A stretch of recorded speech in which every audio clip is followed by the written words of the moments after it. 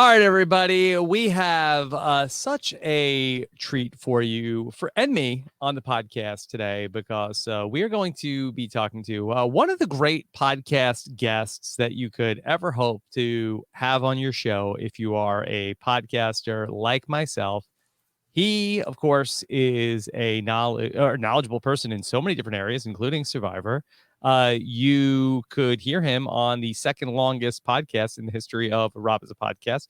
You can also catch him on Netflix next week. Please welcome back the great Dr. Christian Hubicki. Christian, how are you? I am great, Rob, especially after the introduction. I honestly had the Netflix thing that I was like, oh yeah, that's happening. That's going to be interesting. Christian. Yeah. So we had to get this in this week because I'm pretty that after now you blow up again next week, you're probably not going to take my calls anymore, right? You won't return my messages. I mean, of course, I'll take your messages, but is that what happens with because they had previously released on Netflix the Cambodia and Heroes versus Villains chapter. Can you no longer get in touch with the Cambodia? Could not. No. You can't it wasn't Cambodia. Sorry. Heroes versus Villains. Yeah. Heroes versus Villains. Folks. Yeah. Yeah. So they're done. So yeah. Well, they're in the wind. So you'll never talk to Davey again. I'm sorry to say. So he'll be such a huge star. I mean, Davey's got like the hype machine rolling for Survivor David versus Goliath. Yeah, he is all in. He's making TikToks. He's requesting TikToks from the whole cast, so he can have a mega TikTok. I don't know if that's bigger than a giga TikTok. I'm not familiar with TikToks, but that's very exciting. And by the way, that second longest podcast, I'm only slightly heartbroken. Actually, a little bit more heartbroken than I thought I would be. That I got beat by the Heroes and Villains, but I tip my hat to Chappelle and Shannon Gates for beating me. But that's okay. There's always tonight. It's all a blur to me if it's any consolation. No, they did a great job. So it's exciting, and I'm glad to be back. And thank you so much for having me for what really a lot going on this season to talk about for sure. A lot going on this season, and so I'm looking forward to unpacking whatever we can here with you today. Christian, what's been going on in your world last couple of months? So for me, as a professor, I'm now in the throes of the fall semester. So I'm right in the thick of that. So, but it's been exciting. So I've been doing my robotics research at my lab as per usual, teaching my classes, and doing some guest lecture public talks and things like that. So that's the dream for me. So I couldn't be happier. Yeah. All right. Well, Survivor 41 is here. We haven't heard too much of your thoughts overall on Survivor 41. How are you feeling about the new era of Survivor? Well, I think there's a lot to like in this new era of Survivor. I mean, certainly we've gotten the branding that this is going to be the new era. They do say it a lot.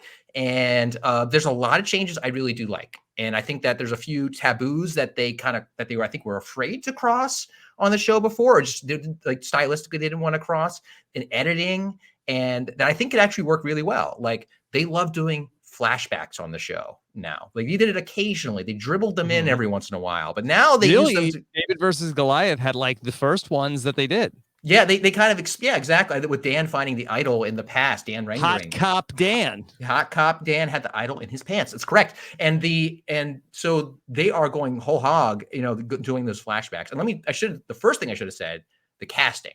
The casting is just phenomenal in my opinion. You like the show is in great shape if they're finding people like this for season after season. I mean, I can think of like how many of these people I'd want to see back on the show. So many. It's not even close. And they all have these distinct personalities. They really shine. I have to give a lot of credit to Davey and Jatia and those folks who push the diversity initiative. And I think, clearly their results show. And I think that they just really, and I just love watching these players who have big personalities that I believe, and they're not just cartoon characters, and they play the game really hard, the best that they can. What more could you want from a cast? It's hard to imagine what that would be. So that stuff is amazing.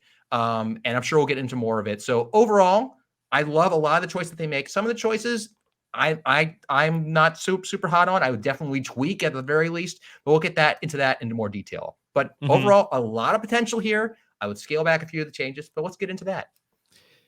Is there any similarity between the idea of making Survivor and sort of the experiments that you might work on in the field? Like that it feels like that they're trying everything, where I feel like in scientific research, I kind of feel like that you would change one thing to be able to really tell if that one thing is working.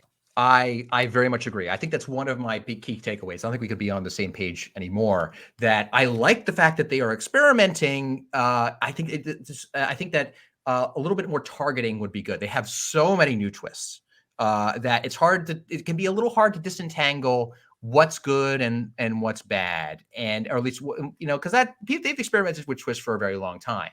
And that's not new stuff. And sometimes they'll drop it even mid-season, like the Medallion of Power, if they really don't like it, And so that's not new. It's just there's so much of it, and there's such big twists. Normally, you would theme an entire season sometimes over these twists. I mean, Exile Island was the entire theme of Panama. There's an Exile Island this season, and there's a hidden immunity idol that you can find on it from the beginning of the game. Isn't that crazy? And that was the whole theme. And so I think that there's so many twists and that they tease that they're going to be, and that I would scale them back a touch, and just from experiments. But I will say, given the two options of a show that makes no changes ever and just runs into the ground eventually, and one that takes a few too many swings, I'd rather the latter. I'm glad they're taking swings. I think that they can dial them back a touch, and I think they'll be good. Give me the one thing that they've done this season from a twist or change to the game perspective that they've done that you like the most.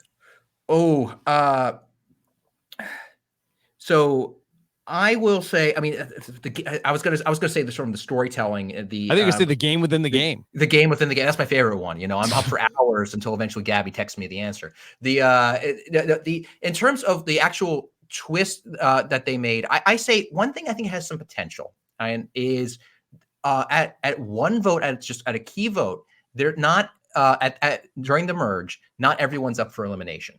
I'm okay with that for some of the votes, not all of them. I don't want it to become a different show where you only have two people up on the block, but having maybe one vote, even if it's an event that people know about that's going to happen, where they're going to be divided up into random tribes, you're going to have to compete, and only a subset of them are going to be eligible for elimination. That is something that can create more that can help out the minority sometimes. That maybe that if the minority, that you have someone in the, let's say you have a minority like you had at this crazy merge, quote unquote merge vote, where you had Evie and Tiff and Zander in the bottom three, and all of a sudden only one of them's up for elimination. You only need one to protect them. And that can help shake up the game. And that's often what the show is trying to do, is shake it up, because they don't want a big alliance picking off a small alliance. I've always said every twist on for whatever reason in their head, they want it to help prevent the big alliance from picking off the small alliance. And this one can do it. I wouldn't do it all the time, but just sometimes.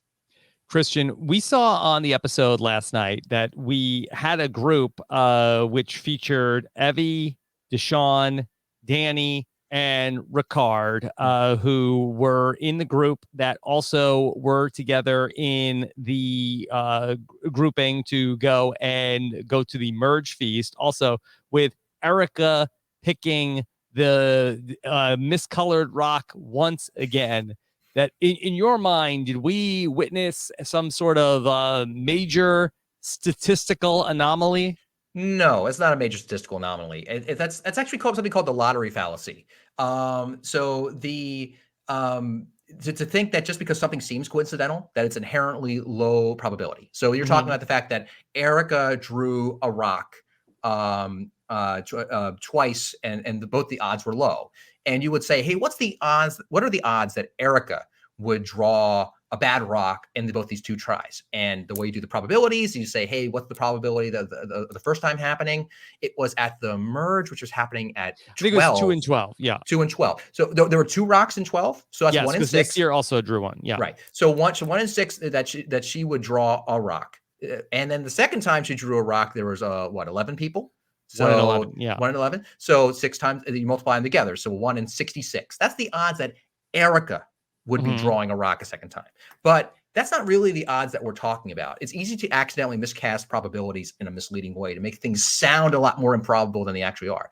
The counter universe is where, let's say, Nasir drew a rock 2 times. Okay, we would be sitting here today saying, "Man, isn't it so unlikely that Nasir drew a rock 2 times? Oh, that's so unlikely." Or Sydney, if she had survived, etc. So really, you have all of these different things you have to count that are equally unusual looking.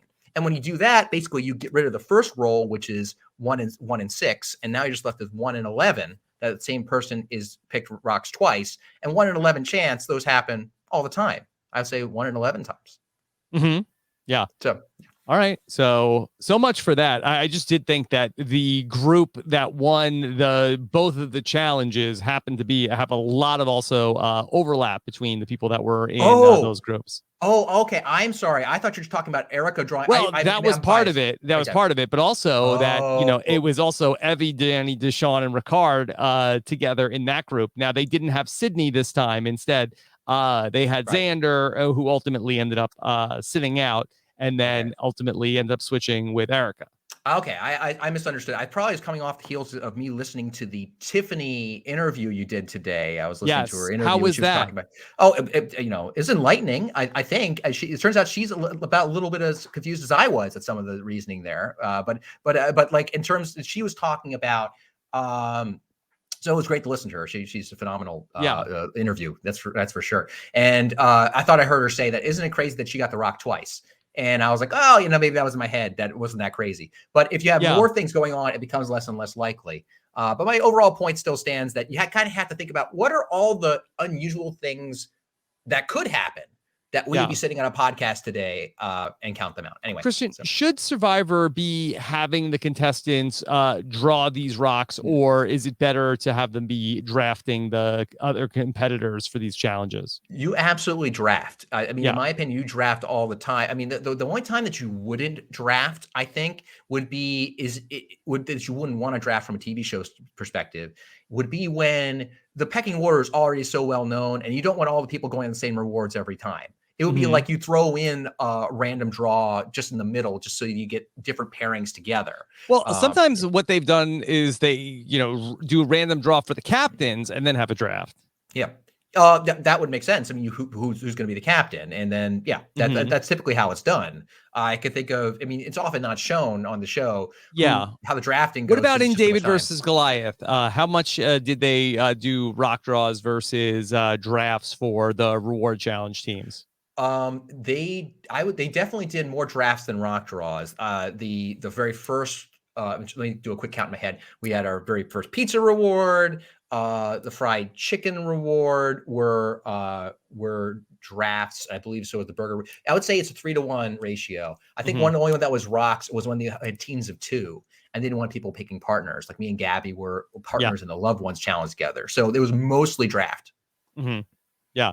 So I think that would help. I mean, we ended up with 2 kind of lopsided teams in these 2 challenges that we've had so far. I mean, Tiffany really highlighted it of like, what you expect me to push this boulder? She said they were trying to kill her.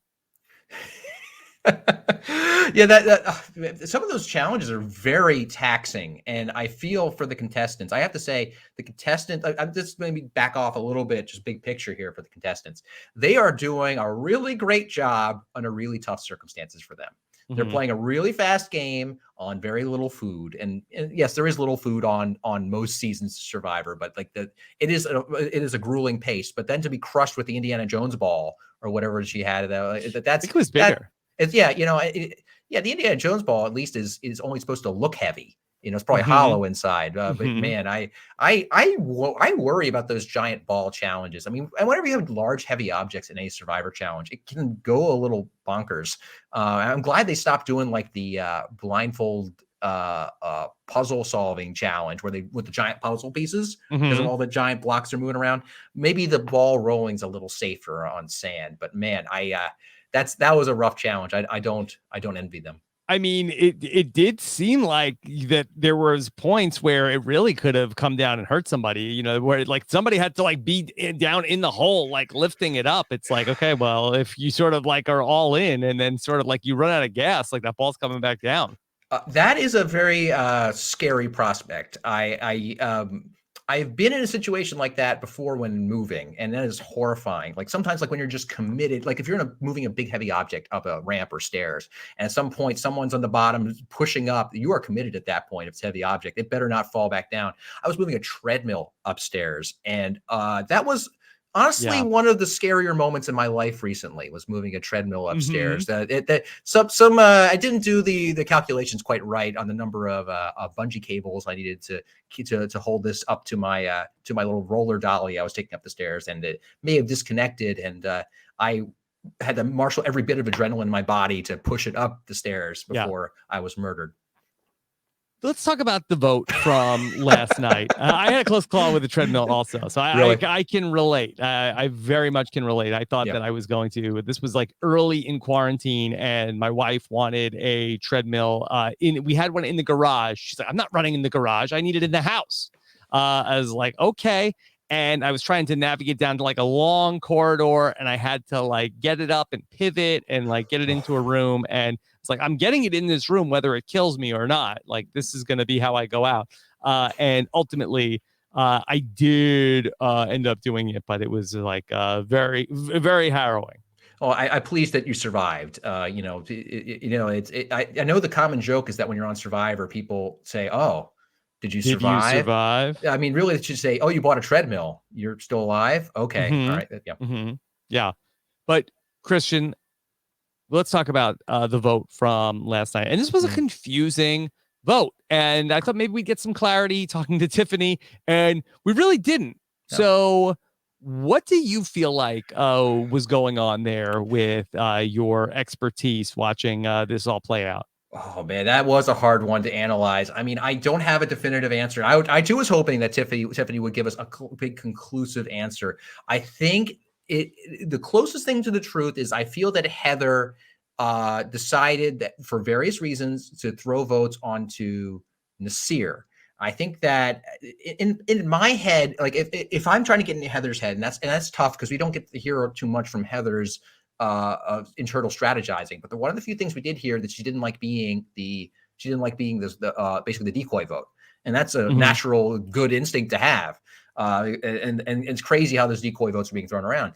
And it's pretty clear that Heather wanted votes on Nasir. And I was looking at the vote totals. Actually, I should bring up my vote totals. Yeah, my old pen and paper here. Okay. But there was 6 votes on Zander ultimately in this thing. Correct. Yes. Let's see. I got a bunch of game theory charts here. We'll get to later. I got to go back through these. Excuse me.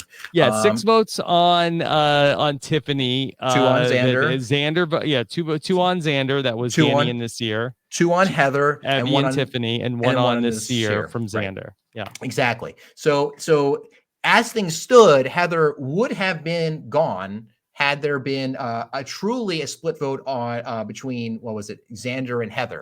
It was what it seemed to be, and I think she was worried that there was enough votes on her, and she felt like she was on the bottom, probably because she was being volunteered or voluntold to be the decoy vote. And did you just make up voluntold? No, my colleague uses voluntold all the time. He has a student, he voluntold his students to do things, and I've stolen the phrase. Yeah, but that's great. I mean, that's perfect for Survivor, where it's like, okay, you're voluntold, you're going to be the decoy vote. It's no Betrayed-R, but I'll take it. Betrayed-R is good. So I would imagine that she just didn't want to be that decoy vote. And one way, she wanted to pile more votes onto Nasir just in case. Now, at that point, Nasir had to play as idol, so I'm not sure. It seemed, I don't know exactly what the calculation was, but I think she just wanted votes off her. She wanted votes on Nasir, and for various reasons. And I think one thing that Tiffany said is that was that Tiffany and Nasir did not. Sorry, that Heather and Nasir were not close, I think is one of the things that she said. Which is news to us. Yes, we did something we would not have seen. But so in that case, so she decided to do this, this plan where she does the whisper game. We can talk about whisper games in general as well. Tries to do the whisper game, try to flip the vote around, and it just flops, and I think she just surrenders. It's okay, Yeah. all right, back on another plan. I think she backed off, and that all of a sudden, then the things kind of make sense, because then you have the three Yase people that are not Liana voting for Heather and Nasir, because they were all probably told different people for the decoy target, and which makes sense. And they were not apparently talking much, it seemed. So so that makes sense. They want to split up the decoy votes there to some degree. And it basically probably went back to the plan that already was, but they stacked a ton of votes on Tiffany and very few on Zander. I think that a big factor also in all of this is that I think that Shan, well, obviously we know Shan and Deshaun and Danny perhaps are on a different page, where Shan really is focused in on Zander. We should vote out Zander. We know also she does not want to get rid of Nasir. Shan, I think, feels like for whatever reason that she has something potentially with Nasir, where Danny and Deshaun, I think, feel almost like the opposite about all of these people. Like Nasir, he's got to go. Xander, that for whatever reason, meat shield, perhaps. Maybe it's sort of like a guy's thing of that we've heard Danny certainly talk about, hey, I'm concerned with the number of men that are still in the game. Maybe we don't want to lose Xander. We saw Danny and Zander have that relationship where at least Zander felt like comfortable enough with Danny to tell him about Liana's advantage. So I feel like that those guys must be protecting Zander to some degree for Zander to be comfortable enough to be not playing his idol and also not even be the target really of the vote. That would make sense to me. It's still, again, a big mystery as to how a lot of these people feel about other people. I think that we're getting some of the key core relationships of the story are getting fleshed out at the very least, which is good. But these sort of little cross relationships are harder to track. And you can't even blame it on the amount of airtime given to advantages, because this week there was almost no airtime given to advantages. It was just complicated. One advantage that wasn't found. Yeah, one advantage that wasn't found. On the sit out bench, and I've sat on that sit out bench the 40 myself. It's the same one. It was a different design.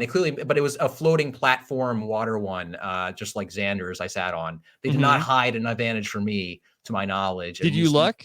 Absolutely, I looked. I had this strategy for looking without bending over or looking when I'm looking. I'd sort of turn my shoulder toward the contestants who were playing, and behind my back, I would shield my other arm, which would kind of wrinkle underneath the bench, and then just feel around every inch. I would systematically cover the entire thing just to touch, see if anything would budge. And you could actually catch I think I posted a screenshot on Twitter of me doing this. We have like, and it's I gotta say, I'm pretty proud of how well I hit it, but they did not have an idol there for me to find. And I felt so bad for poor Zander that, like, clearly he was looking, and it was sort of like in a notch somewhere, like underneath, like he would have to go inside of like a hole to go get it, from his perspective. Yeah. Kind of a hard place for him to find it. Yeah. Yeah, I think so. I mean, like if I were doing it by feel, I mean, it's hard to feel an internal cavity of, inside like a hole inside when you're just doing the feel. You'd have to, sure. So anyway, so I have a lot of empathy for Zander in that moment. But back to my point about advantages, like there's no advantages to talk about this episode almost at all. Yeah. And it is almost all dedicated, except for maybe a reward challenge, to these relationships, and it was still hard to track them all. I think that's a sign of a really interesting, healthy game. It's just when things like this happen, you're missing a piece that you like. It's almost like you needed Heather. For 1 minute, it's like, Heather, what's going on? It's all like, if they could have stopped her down for a confessional, like in the moment, like, Heather, what are you doing? It's like, well, I'm doing this because of this. Then we would know. In fact, if Christian, I were, go on, please. Yeah. Do we need confessionals at Tribal Council if we're going to have live Tribal Councils? I'd say it's one of the problems with a Whisper games that you don't have confessionals about them. Sometimes it's spontaneous. So like so it would be nice if you could. Obviously the stop down for that would be hilarious. It's like, everyone freeze. Everyone freeze. Excuse me, Heather, come over here. We want to Yeah, talk it would to have you. to be after the fact, but then they'd have to also like include like people that get voted off, like also doing confessionals also, because they'd be like, well, I know this person's not getting voted off because they have a confessional for the next day. Well, if I were putting myself in the shoes of production, which is a hard thing to do, they have a lot to do. But like, if I were in their shoes, that tribal goes down, and maybe Heather did not reveal to them beforehand what was going to go down, so they didn't know to ask her about it. It's like, so Heather, why would you do a live tribal? Let's just assume that was the case for the sake of argument, that they just didn't have the material. Maybe they did and they didn't use it, which is a different story. But like, let's say they had it, they didn't have it. So what I would do is the next day is when next time you talk to her is like, Heather, explain what you did, and you get that audio. And then I would just use that audio in a confessional for the episode before and explaining why she might do something like this. So that way, at least as an audience, we have a bit more of a clue. But they didn't have the footage, or there's different priorities, but yada, yada. So Christian, let me bring in a question from one of our listeners. John in DC has a question to ask you. I think an emergent strategy is that players are increasingly waiting to strike at the last minute, which now includes waiting until tribal council itself. Christian, did you have any experience with these last minute plans? Are people correct to wait? I mean, if you go back and look at our most recent season of Survivor in Survivor Winners at War, we saw Tony Vlachos pull off his biggest move in the season, voting out Sophie till 10, 15 minutes before the tribal council, and ultimately say, grab Jeremy, told Jeremy he had to, talk to Michelle and basically, swing this vote at the very last second, right before tribal council. Have we gotten to the point now where it's like, forget waiting until right before tribal council? The move, and it didn't work for Heather, is the move to just give people a new name right at tribal council. Yeah, that's a crazy. I mean, I see the logic there. There's certainly, answer the question in order first. Are last minute tribal plans a big deal? Absolutely. I mean, they happen, on all the seasons that you see, and certainly even on my, I can just attest to the ones on my own. Absolutely, happens all the time, and those are often the ones that go through. I mean, it is a fine line that that if a plan is set, and then you want to shake it up. Like if everyone feels set in that plan, it could be like, what is this person trying to shake up? I actually wonder if that like Heather might have had a perfectly good plan in her mind as to what she was going to do at that tribal, but maybe the impression of everyone there was just like, Heather, this is way too late for that. We don't have time to think about it. There's a sweet spot maybe of like, how late is too late? Right. I mean, and certainly now at tribal, you can make a whole new plan. That's possible. And that certainly has happened. I mean, I think of Julie jumping ship in season 38, when actually important things happen at the proper tribal council before voting, and which is the typical phase, or as now there's a new whisper phase that's sort of emerged into the game now. So there's the voting phase, the whisper phase, and before that is just the normal talking phase. Normally, the normal talking phase, they're not saying anything overt that's useful or interesting. Everyone's staying on narrative. It's a press conference. Everyone's trying to say, like, Evie is arguing, rightfully so. It's like, hey, us little three are not together. We're not together. That's just the right thing to argue. In front of that you don't want to look like you're this underdog threesome you have to knock down. You want to look like, oh no, we're splintered. We're not together. You guys can turn on each other. Whereas Danny tries to argue, it's like, what are you talking about? Of course you three are together. That's all just politics being said. And no one, I think, is actually terribly convinced by these things. It's just the message you need to say. The only thing that happens during that phase that's interesting is if new information comes to light. And that's what happened with Zander finding out about Evie spilling the beans on Xander's idol to Deshaun. That's new information. That can inform his decision-making later. Or whatever happened with Julie in her season, that she found out that she feels like she's actually on the bottom. So when new information comes to light, that's when that phase is actually game important. Then after that, you could theoretically have a whisper phase plan, which not super in favor of for the reasons we talked about. You can't stop people from down for confessionals, find out what's really going on in the middle. But that's when that phase is important. Mm-hmm. Have we seen this before where really like Heather tried to start a live tribal council and it was just basically like kind of shot down like across the board, where it was almost like a failed live tribal council. I think that might happen more than we might realize. I mean, whenever they have these live tribals where people whisper around, unless the vote changes, it's perfectly reasonable to assume that what actually happened in the moment was like, all right, they tried something that fizzled, but it's edited for a little bit more drama. It's a little easy to edit for drama in that moment. I mean, I don't want to talk about my season all the time, but like this is what happened. I mean, you have a like field knowledge of these types of things. Sure. Yeah. So like with the Elizabeth vote at my season, with the first vote at the merge, Elizabeth got wind via Angelina that she was going to be the target. And this was all a big secret. And, the Davids were not happy about it. At least I wasn't. And so Elizabeth goes in the tribal council. I was like, oh no, what's going to happen? She's, she knows that she's the target. And then she just jumps up and starts whispering. Okay. And this may be a good way to break down sort of the strengths and weaknesses of the whisper game, like just from a strategic standpoint.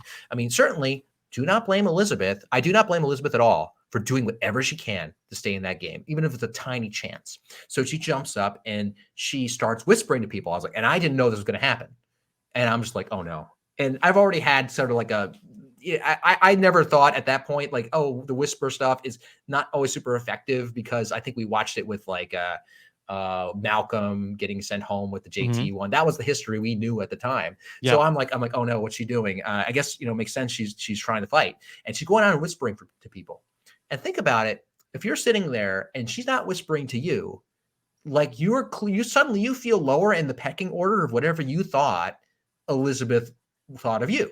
Why is she going to talk to that person and that person? You have to, in the process of doing that whisper, if you're not being whispered to, you're just sitting there like, what about me? Elizabeth, I thought we were close. It's a minor thing, but you're like, oh, okay. But like you're almost inherently leaving out a lot of people who might be in your corner. And I think you saw a little bit that this time with Heather, where people are like, oh, no one's talking to me. No one's talking to me. And it's not even just the Evvies who are on the bottom. It's other people. So there's some inherent pecking order that has to happen whenever you do the whisper. And while you're running around doing the whisper, most everyone's probably looking around. The only people they can talk to are the people not whispering, who are also left out. And we're all like, what's happening? So that's a bit of a flaw in its effectiveness. Then if you want to get to a consensus, you really just have to everyone has to sit up. Once everyone just stands up and goes around and starts talking, then there's a chance some things can change. Like I knew in our one, like everyone's butts were in the seats and they never left the seats. So unlikely anything was going to change. And in that case, I think actually Carl put his foot down and says it's like, this is ridiculous. I forget what he said. He was not interested in shaking up the plan in this exact way, is my recollection. But so that was my experience with the whisper game, in that it creates these problems that you would only ever take on if you're desperate to stay in. So that's why it was really bold of Heather to do it when she did not seem to be on the block, but maybe she thought she was. Christian, do you think that perhaps the most important thing that happened in this live tribal council was the sort of like breakdown in the relationship between Deshaun and Shan? Absolutely. And I think that when I'm watching this episode, I kind of put on my like video editor's hat. I'm not an actual video editor, but I've edited enough robot videos in my day that I've at least had to construct stories out of those. And so I'm like, hey, how would I edit this show? And it's like, if this never changed anything, and it was hard to explain why there was a whisper tribal council, could you have just edited out the whisper? Like you could, I think that you could have done that. And maybe they didn't want to, but they could have edited out if it still made it make sense, especially if the result didn't change. And I'm watching the whisper game. And it's like, but if I'm an editor, I'm looking at the show and I'm like, well, what happened at that whisper? There was the breakdown, again, the flare up, I should say, between Deshaun and Chantel. And that was a payoff from an earlier thing that was set up, this potential breaking down of the Chantel and Shan, people are Shan, and Deshaun connection. Tiffany says she calls her the Shanster. I heard that. I did. So is that her official title? Is it the Shanster? Is like, I don't know. Is that the lyrics to the Shantham? Is like Shanster. The Yeah. Shanster. Yeah. By the way, that theme. Don't be surprised if it comes back in a future season. They've orchestrate. They did an orchestration How of could it come that. back in a future season? I think once you have made music, you went to an orchestrator and said, "Hey, I have this humming theme Yeah. from this player. Can you orchestrate them with some pizzicato strings, please, for this?" And they orchestrate it, and they have it, and now it's in their arsenal in the editing room. And you have like another plotting scene. You'll be like, "This is this music fits the theme. I'll use it again." I would not be surprised to hear the Shantham in a non-Shan related season. Okay, interesting. We'll keep an eye out for that. Okay, But I'm sorry. going back. Yes, going back. Okay. Yeah, going so back. Could they have done this scene and not had the live tribal? So I think they could have gone. So I think they wanted this scene, this live tribal in there. Number one, because of the again the flare up between Shannon and Deshaun. I think that was a great payoff to the characters from before. Number two, the Ricard and Zander thing. I think that was great. That was just a wonderful moment. Oh, play your idol. Oh, you play your idol. Yes, it's like play your idol. Seriously, play your idol. And he doesn't play it. It's like those are great moments. I think those were like if it just been like, imagine in a world where Heather pops up, there's some whispering and people like, "Heather, what are you doing?" And she goes back to her seat. I think at that point they just edited it out. Yeah. For Ricard, I'm sorry, for Shan and Deshaun, where do you think this relationship goes? Do you think that they are able to work things out? Do you think that it is maybe a sign of a major fracture in this alliance? I mean, how close was this alliance really to begin with? I mean, I understand that they came together at the so-called merge or whatever we're going to call it when the tribes came together, and they certainly can be a block. I mean, but clearly these players are so savvy. They're already planning for when that alliance is gonna crumble at some point. Yeah, it will. So I mean, the question is like, where is the fracture line? And there seems to be setting up. It is between a Deshaun and Shan, to me at least. Well, this is really hard for us to be able to figure this out because we're in like uncharted waters a little bit with this on Survivor. Because if this was a normal alliance, that I think you and I would both probably agree that there's almost no chance of success that these, that this alliance that was started at the merge, where they've been together for 2.5-3 days in the game. There's just like too much bad blood at this point that they're going to be able to, go the distance here in the game because we're at the final 10.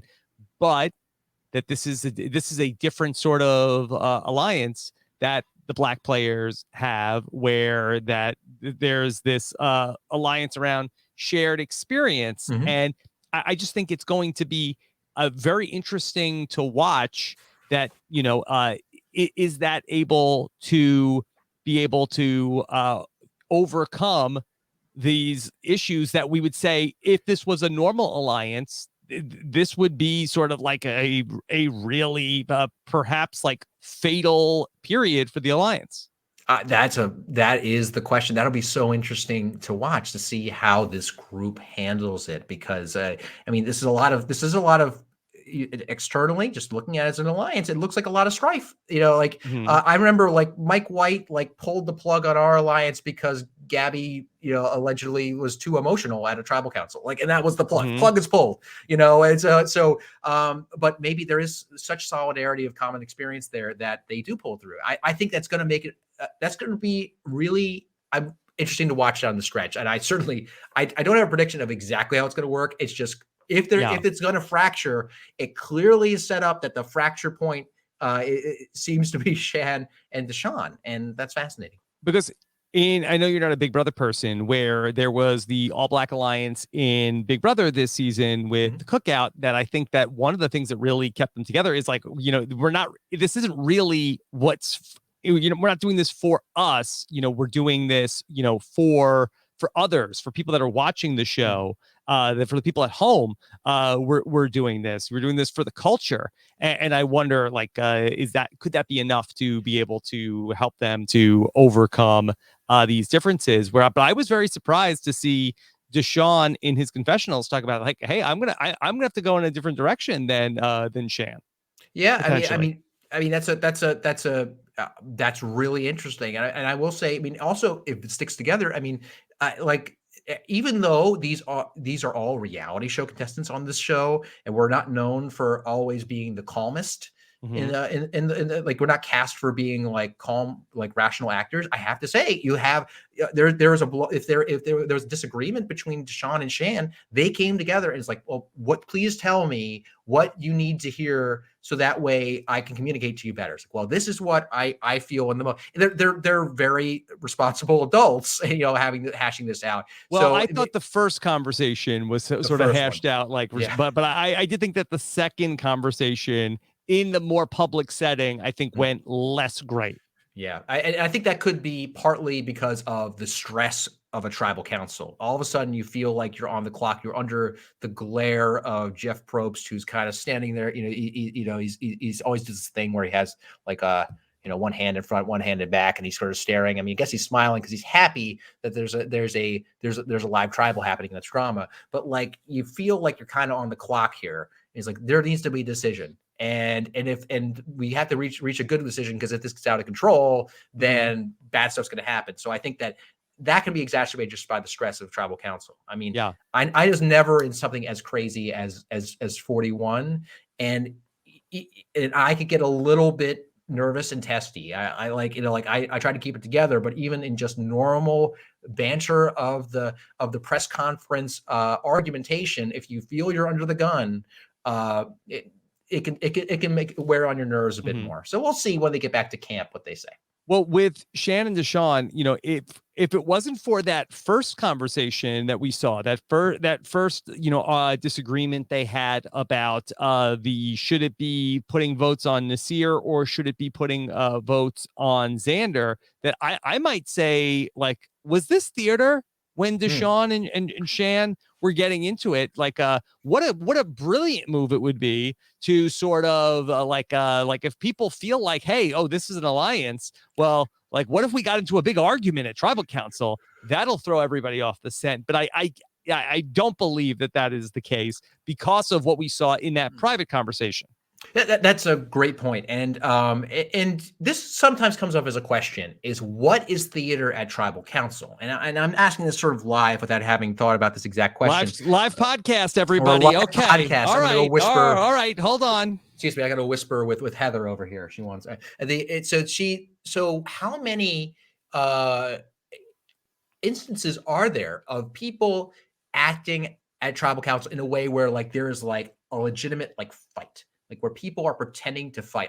Obviously there's acting. Clearly, people have to act like they have idols when they don't, and vice versa. But like, where do allies bicker a little bit to try to throw people off the scent? I mean, I think you would know better than me. I mean, well, you just watched all 40 seasons all in a year. I don't know. Do I remember them? And also, like, is that in the show? Like, I kind of feel like that the show isn't going to tell us too often. Like, actually, we were pretending to argue. I can't think of a time that you would think that at least like I could see Tony and Sarah, getting into it a little bit at tribal council. I don't have a specific moment that I can recall. Yeah, I mean, I think that if it were happening, at least one of those times, it would have happened so badly that we would have seen it. Is what I think about it. You'd have even if you had some well executed acting moments where they're acting like they're like where two allies are acting like they're upset. But like but then you'd have a few where people executed it badly and it would be obvious. So I don't think it's the thing that happens. It seems like a good idea. I think that if someone pulled it off well, it could work. It could work really well. I mean, at the very least, like you could have people fake blow up. Imagine that this was an acting moment between the two. Then if I'm on the bottom and if I believe that, I'm going to think that is the split. That is the split that's happening. I employed this tactic once in a game of diplomacy, which actually works. There's a game called Diplomacy. It's a turn-based like strategy game where you're fighting in World War I Europe. I think it is World War I. I had a secret pact with one guy, and we pretended like we were attacking each other. Hey, let's pretend to attack each other. Then we'll know where our neighbor down the way really stands. See if they come up to you right afterwards and ask to take me out. And sure enough, that's what they did. They came up and this one of our nation neighbors ran up to him afterwards, like, I need to talk to you about Christian. Yeah. And like so it was obvious at that point, like, okay, we know this guy's intention. And so that's a way of revealing things down the road. But I'm not sure how applicable that would be to the game. Okay, but so while we don't think it was fake, it seemed very real. That do you feel like that the Deshaun and Shan feud could ultimately end up benefiting that group, where then if people now are looking at them less as a potential block, and we have not heard any of the other players really voice that they see that group as a block yet at this point in time, it could kind of help throw people off the scent of feeling like that is like an airtight crew. Yeah, it might have some downstream benefits there, and and as long as that relationship can be repaired for strategic purposes in the near term, it can be a distraction from some other avenue to split up the game. I mean, there are still 10 people in the game, and maybe I'm just thinking about this from an underdog's perspective, because I think of the former Yase tribe, minus Liana at this point. You know, Evie and Zander, who I love. Like, how would they get out of the situation?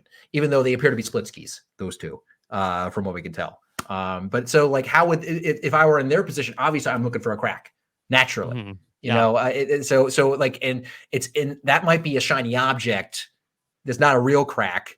And in fact, it's so obvious that if you went for that crack, people are like, okay, we know what you're doing. We know you're going after this crack. Whereas if you went, toward Erica or something like that, maybe she's not feeling so hot, or Heather. I don't know. So, so it's good. I'd like to talk about the Yasa 3, where I talked about this in the exit interview with Tiffany, but it really was surprising that after last week's episode, where it really seemed like, okay, well, this 3, they've got their back against the wall. It's going to be the Yasa 3. Can they pick up anybody can they pick up Erica?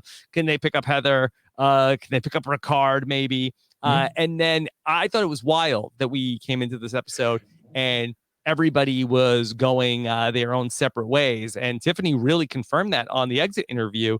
She had said that Zander wasn't even speaking to her after the fact. That, do you think that what Deshaun said about Evie throwing Zander under the bus when they went to Shipwheel Island was a big reason why that happened? I mean, Occam's razor. If I'm looking for the least, the reason that has the least new assumptions, then I would say yes. I think that certainly was new information, and I kind of feel for Zander in that moment, because Zander was ready going into that crazy tribal council the previous episode. You know, he's like gung ho, like, Evie, I'm going to save you. You know, don't you worry. I'm throwing this idol on you. And Evie's, she's emotional about this, because, like, man, that's crazy what he would do for you. That's so nice. And then so it's easy to feel very betrayed if you go from, like, I'm willing to lay my once in a lifetime idol for you, and you've already betrayed me. I could see that would make sense to me, how that would happen.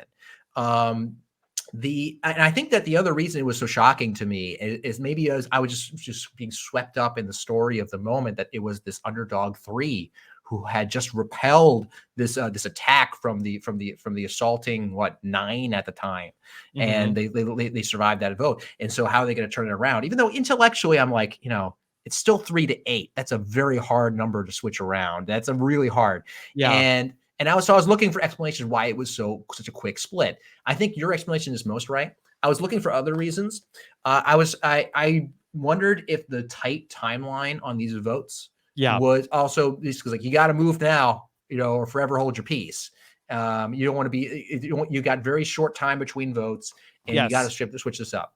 Yeah, that's a really good point. We talked about this last night with Steven on the Know-It-Alls, where I always think back to, it was in Survivor, The Edge of Extinction, and that it was the vote where I'm trying to remember the exact vote that had happened, but it was where Eric got voted out. Mhm. And it was sort of like a big, it was a big swing that had happened where people took out Eric. It was like that.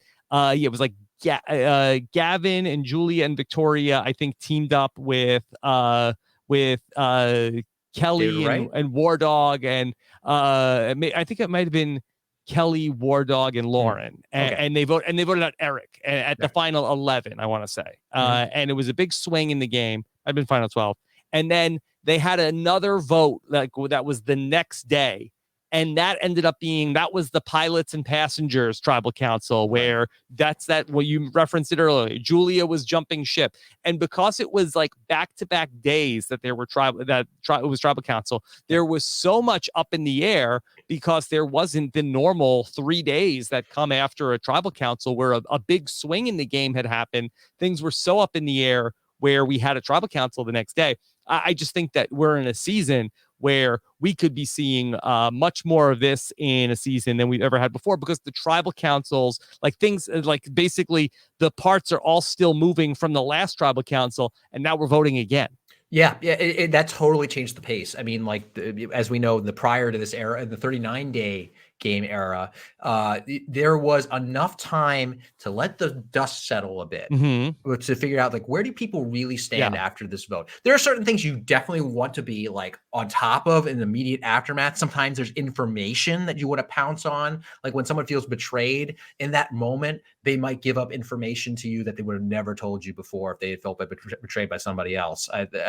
But you want the dust to settle so that way it doesn't look like you're pouncing on people. You want to, and at least that was my opinion. At least that's a strategy available to you if you want it. Now that strategy's gone. You've got, I mean, there's going to be one day between tribal councils very soon. I was surprised it's actually even a 2-day cycle this time. There was, because there was a reward challenge and and an immunity challenge. Right. And Right. yeah, so that's going to be the norm. So there's a lot of consequences of it. One of which is sloppiness, and I mean this with nothing but empathy for these contestants, because because they're gonna be going after tribal after tribal after tribal. There are these stressful things you have to prepare for. Getting ready for a tribal council requires a bunch, like dozens of little conversations, confirming everything, and eventually you're just gonna get tired of it. You're gonna run it, yeah, and that it's just human. You run out of energy, and so it's gonna lead to sloppier tribal councils. More things are gonna slip through the cracks. Things that are obvious moves might suddenly not become obvious moves in the moment. Yes. And to me, the question would be: does that hurt or help people who are on the bottom? If the people are, it might be an opportunity for people on the bottom. If people on the top get sloppy, might make an opportunity for you, but what's also quite possible is that all the people in the majority said, "I'm tired. Can we just vote out this person? Can we just vote out Evie? You know, we don't have time." And people even might want to shake up the game and are like, "Okay, let's not overthink this one. I can't take it anymore." I mean, we'll see. I could see it really going either way. I think that, 72 hours on Survivor is such a long time. I'm just thinking back to in Survivor the Amazon. On day 30, I turned on Heidi and Jenna and voted out Alex. And we came back from Tribal that night. Heidi and Jenna said, "Rob, we hate your guts. We're never talking to you again. You're done." Like, okay, fine. They're gone. We fought.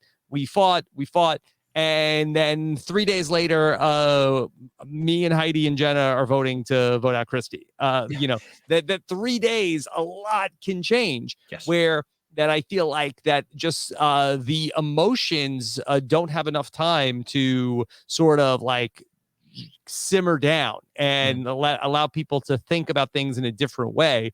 That it'll be interesting. I wonder if people might be a little bit more like vengeful and like not let cooler heads prevail. So I could see a lot of different ways where there's just like a big move happens, and then that like we're still processing that last big move emotionally, and like now somebody else has to go home.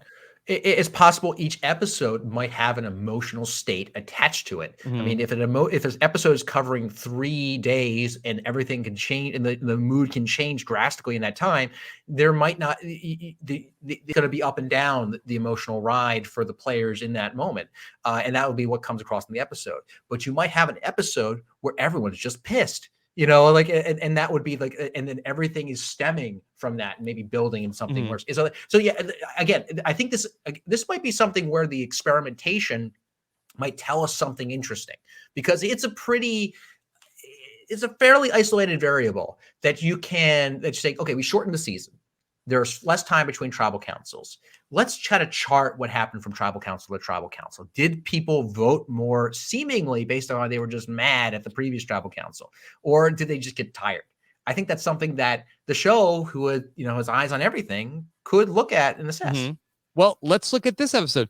Did people vote at this tribal council because they were mad about what happened at the last tribal council? Very well, maybe. It seems like if we go based upon Tiffany's exit interview, which I believe Steven said is canon, right? He said that was canon. Yes, he said he said it first. So that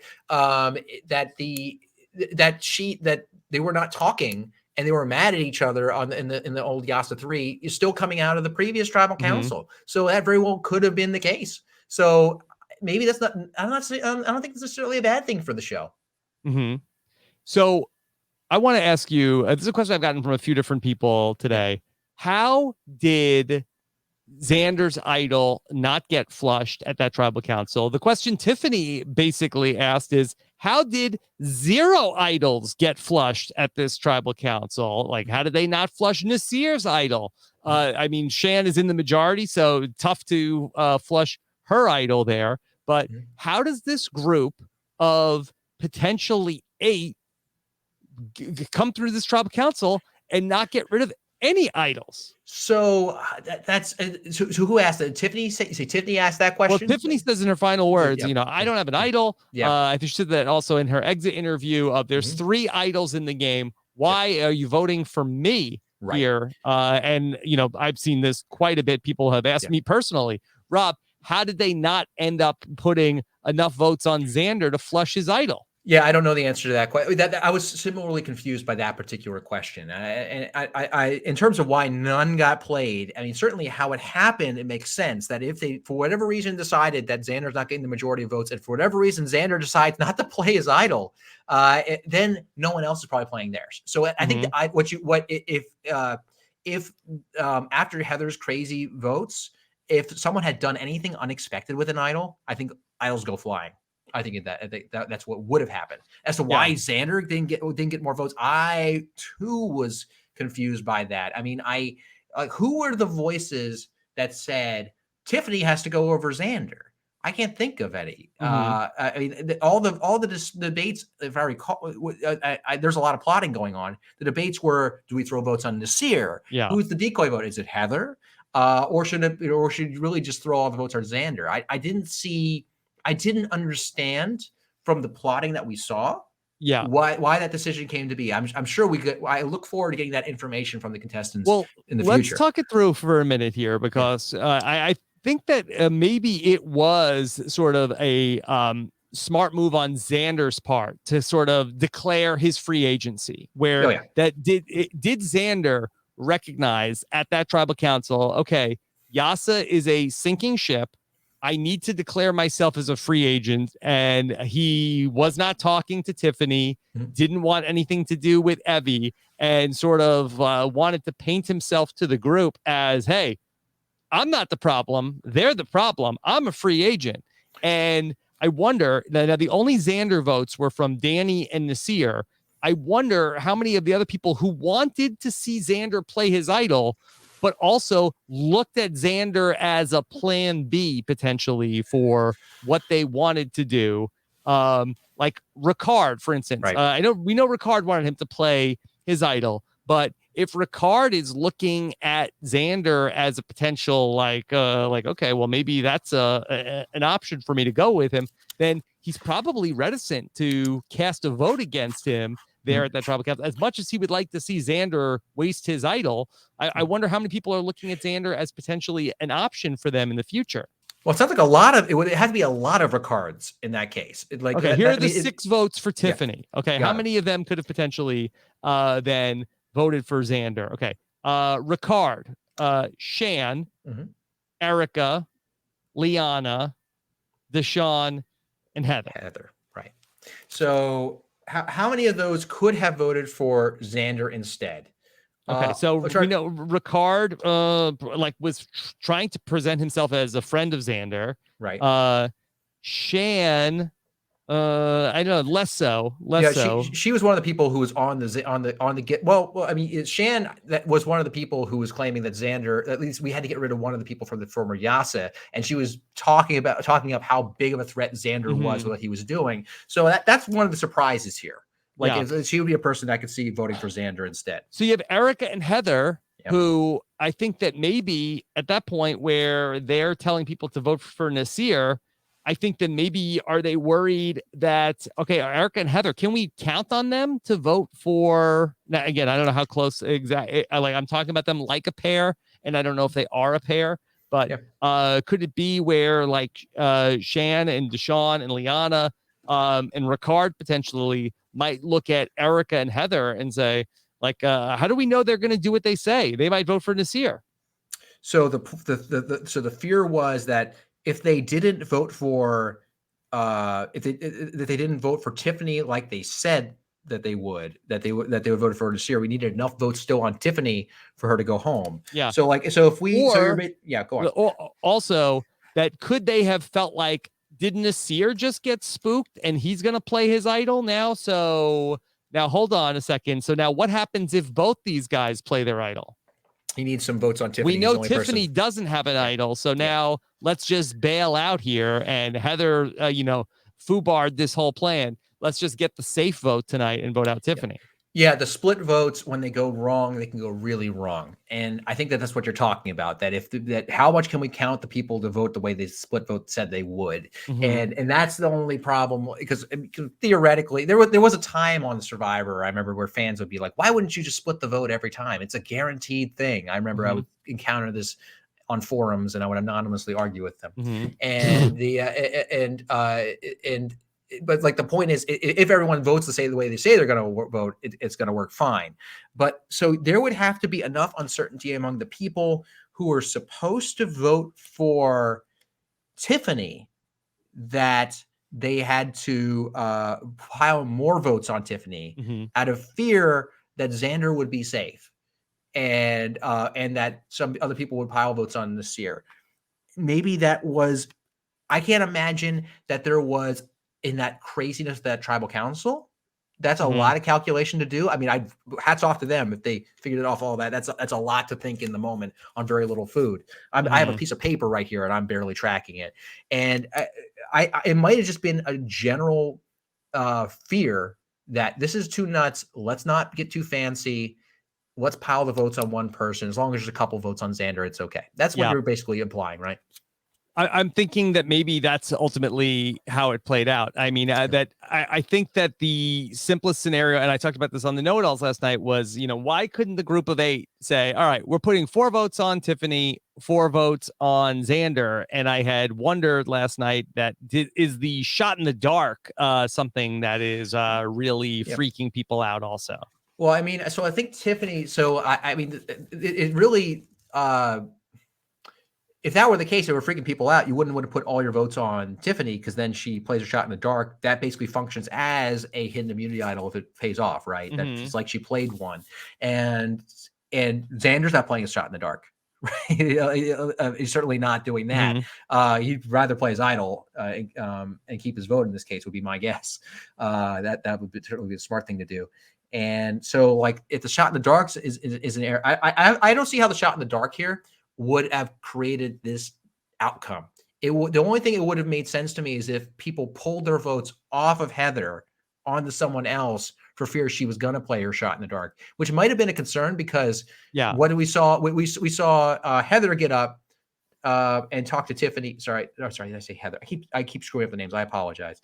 That if Tiffany had played the shot in the dark, then that would have been a problem, because then she suddenly she could be immune. But Heather got up, whispered to Tiffany and said, don't worry. You're not like, I'm going to flip it around. If I'm Tiffany in that moment, I'm like, wait, what? I am the target. Yeah. You basically Well, confirmed it. Tiffany had a great line in the exit interview where she said, when Heather tells you, don't worry, I'm going to say like, she's like, that's when I was really worried. Yeah. So basically, there might have been an increased concern that Tiffany would play the shot in the dark there, but they still piled more votes on her as a consequence. So I'm not sure that was the factor. Yeah. Okay. Christian, let me ask you about the negotiation that went on last night. I know a lot of people know that you were a part of a big negotiation back in season 37 of Survivor. And we got to see people sitting out of the challenge in exchange for some rice for the group. What did you make of all this? Well, this was a much more lively negotiation than mine was. Mine, I think, was very celebrated, and I think a wonderful moment on the show. Was very straightforward. Angelina made an offer. Jeff said no and said, "Here's what I want," and we said yes. And so, I think that. So when I saw the negotiation was happening, I was having some flashbacks. I was like, "Is this really a negotiation, or would just Jeff have a price? Is going to wait for you to say that price?" But he actually seemed to, wiggle a bit. So so I think that there was interesting. There was more participants. No one was talking in our wanted to talk in our negotiation except Angelina. So we were happy. I was just happy to let her, like, yep, you go ahead. You do your thing. Because to me, I mean, at that point, yeah, we needed rice. But at that point, Rob, you can tell me about your opinion here from having been on the show. I don't remember feeling hungry per se on the show. I remember, obviously, I wanted food. If you put a burger in front of me, I would have eaten immediately. But like, I just felt like tired. And I was like, okay, I can deal with being tired, and going through the game. In hindsight, I wish I had more food. But if everyone's tired and exhausted, it's like I don't need to give up something to get food for the whole tribe. I'm curious, how did you feel in terms of hunger when you were on the Amazon? Well, I think it hits different people like in different ways, and I always felt like that. I was sort of like built for Survivor, especially in that especially like I put on like even more weight going into Survivor. So as somebody who is not a low body fat percentage individual, that I think that I was fine, even though we did have a staple of food to sustain us, which these players do not until as of last night. It hits different people differently. Shan is somebody who is like, from my observation, is not somebody who is carrying like a lot of excess body fat into the game. And so it definitely seems like that the lack of food could be hitting somebody like that in a different way. Also, you see like sort of like these athletic people in different seasons where that's where sort of like hits them the hardest too in different seasons when they don't have food. Yeah, and even when they have rice. Yeah, no, it's and what I'm more justifying is, like, I did not feel the need to get involved in the night rice negotiation because, just from my standpoint, I think I too had the ideal body type for Survivor. I wasn't cut, and I had enough body fat to go on, even though I was. Don't sell yourself short, future 2022 Zaddy. I hide it under this jacket, Rob. That's the secret. That's the secret. Yes. And I think that and of course this season they intentionally limit their supplies more. I'm not passing judgment on them. I think it's just more for me. Like, I felt I could stay out of this. I don't need to talk in this at all. But clearly they're all like, and I think because they were more hungry, there was, I think, more stakes involved. That people were like, okay, I'll step up if you step up. And so I think that they were willing to make that sacrifice. I think it says a lot about how they really feel in terms of starvation out there. Well, I would like to talk about the specific people that sat out of the challenge. And I think it sort of like says something about like their positioning and what they were hoping to gain from it. Now, Shan, I think that, from like, the other side of the television screen, it looks like that the hunger is hitting Shan the hardest. I mean, she has been, very outspoken about how upset she was about that she didn't get to eat. So she, as somebody who with an idol, is in a very safe position, like was a natural to sit out of the challenge. Yes. Yes, and let me comment on Shan real quick before we move on to the rest of the list. The fact that she is clearly starving so much and yet is still high energy enough to run around and do all these plans, kudos to her. That's that is hard to do. So she is like kind of like Tony, like a machine. Seems to just keep operating. At least that's what it seems to be. So next on the list. Okay, so second person who volunteers, who was did not have to be voluntold to do it, was Nasir. And Nasir, who tells us that, he doesn't want to see people suffer, not in such a hot position, does have an idol. Interesting. 3 out of the 4 people that stepped out to not play were people that have immunity idols. Very interesting fact. So what do you think about Nasir being the second person to say that they would be a volunteer? I think that Nasir did not feel like he was in the hot seat, did he? I don't think he. I mean, I don't know if at that point he's aware that people are throwing his name around. And I'm trying to remember the timeline of events there, and that seems to be in line with how he operates in the game, and it could just be his personality as well. It seems like a nice guy, and so it's instinct. So if you are not threatened, these things might be smaller stakes decisions. And maybe hunger's not hitting him in the same way as the others. That it's like that you don't think of it as, do I really need to be the one that needs to sit out here, that needs to compete here, or other people can. So I think it might have, for Nasir, might not have been a high stakes immunity for him, and therefore he just defaulted to what he likes to do. That's my hypothesis for Nasir. Christian, I'm really struggling with what to do with Nasir, because like I sort of like my gut instinct is telling me like, oh no, Nasir is totally an earnest guy. If he says he just doesn't want to see the people suffer, that's why he's doing what he's doing. He's totally honest, Nasir. He's a good guy, and he's not doing anything nefarious. But when we look back to earlier in the game, I mean, remember when, he told Sydney, hey, I think we need to get rid of Deshaun. And so he is scheming out there.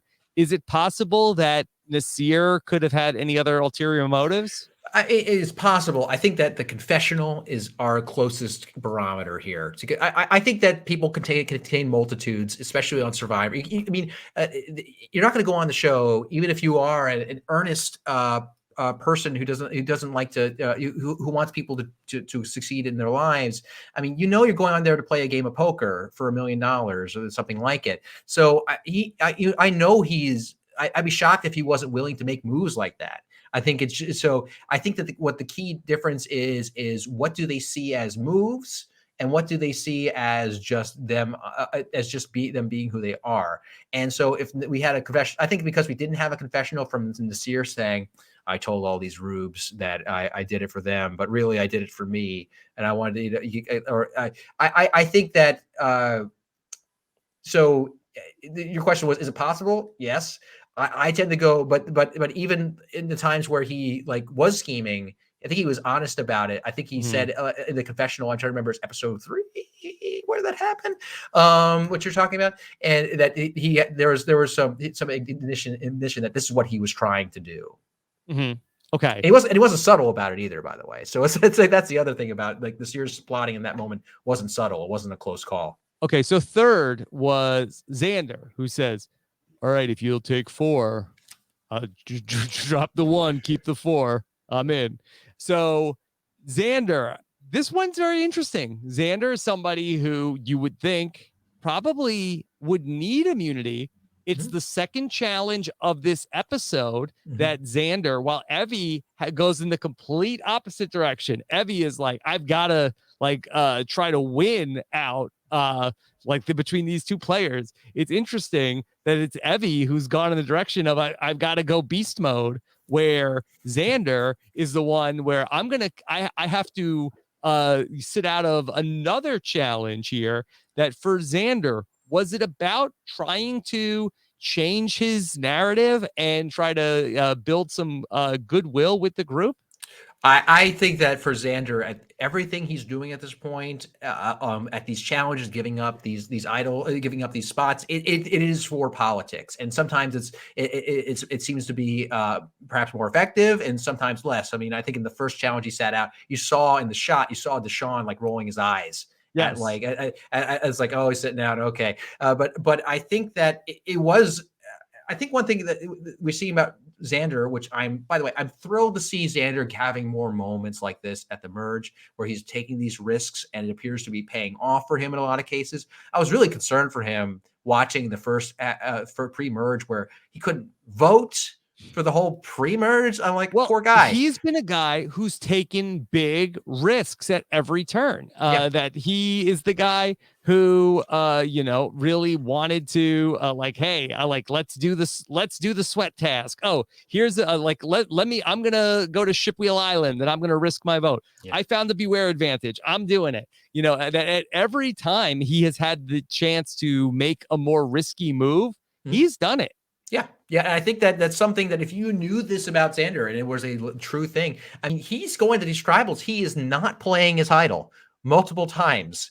And to the point where I think that people might have to recalibrate their expectations of Zander, do something straightforward, like pile the votes on him and he might just not play his idol. Mm-hmm. That's, I mean, but my point being is like, I was a little worried about him in the pre-merge. And like, yeah, he took these big risks and he couldn't vote. And he seemed to be kind of like was being kind of toyed with a little bit on that original Yasa tribe, it seeed. But it was great to see him have a nice coming out party. And we'll talk about his other colleagues at some point. Like we'll talk about Evie, who actually now Dr. Evelyn Jagoda. So I checked. She has defended her thesis, so she is no longer a PhD student, but now a doctorate. So congratulations to her. Yes. So, what is Evie's doctorate in? Actually, I don't know what the degree program is. I forget it was. She talked about anthropology. I'm not sure if it was, but like, is evolutionary biology? So it might be in the evolutionary biology department. I actually should check this. I actually know people who graduated from that department. I didn't do my homework. I didn't do my research. Unlike Evie, who knew I should have memorized this before the podcast, Rob. Unlike Evie, who knew how to do that. Yes. Okay. So it looks like a PhD in human evolutionary biology. So that must be the department. Well done. Congratulations. Yes. I actually did try to read some of her thesis before I came on here, and I realized that I shouldn't even try to summarize her work before Dr. Jagoda does. So I should let her do that. But anyway, so just wrapping up Zander. I think that Zander's this guy who takes big risks, and this was another. I'm with you on that, and hopefully he can keep rolling with that, and then never gets called on that because at least that'll be very exciting. So yeah, and then the fourth one, which is also very interesting, I think, is Ricard, who I think Ricard might be really feeling it. I think now Ricard has won. He went to the Merge Feast. He went on the grilled cheese reward. So it's not that Ricard is starving. I feel like that maybe Ricard is feeling like, hey, I don't need immunity. And maybe I could pick up the political points. Like, I don't think it's necessarily that Ricard is feeling it as bad about wanting to pick up the rice.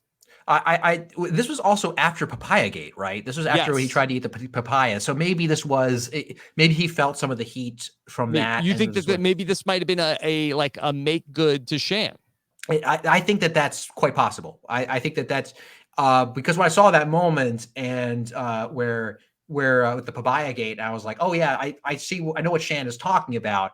That was like, it's like an unspoken, at least for me, it was in our when I remember it was unspoken rule that it's not even about the amount of food that you eat. It's the fact that you just went on a reward and you are full.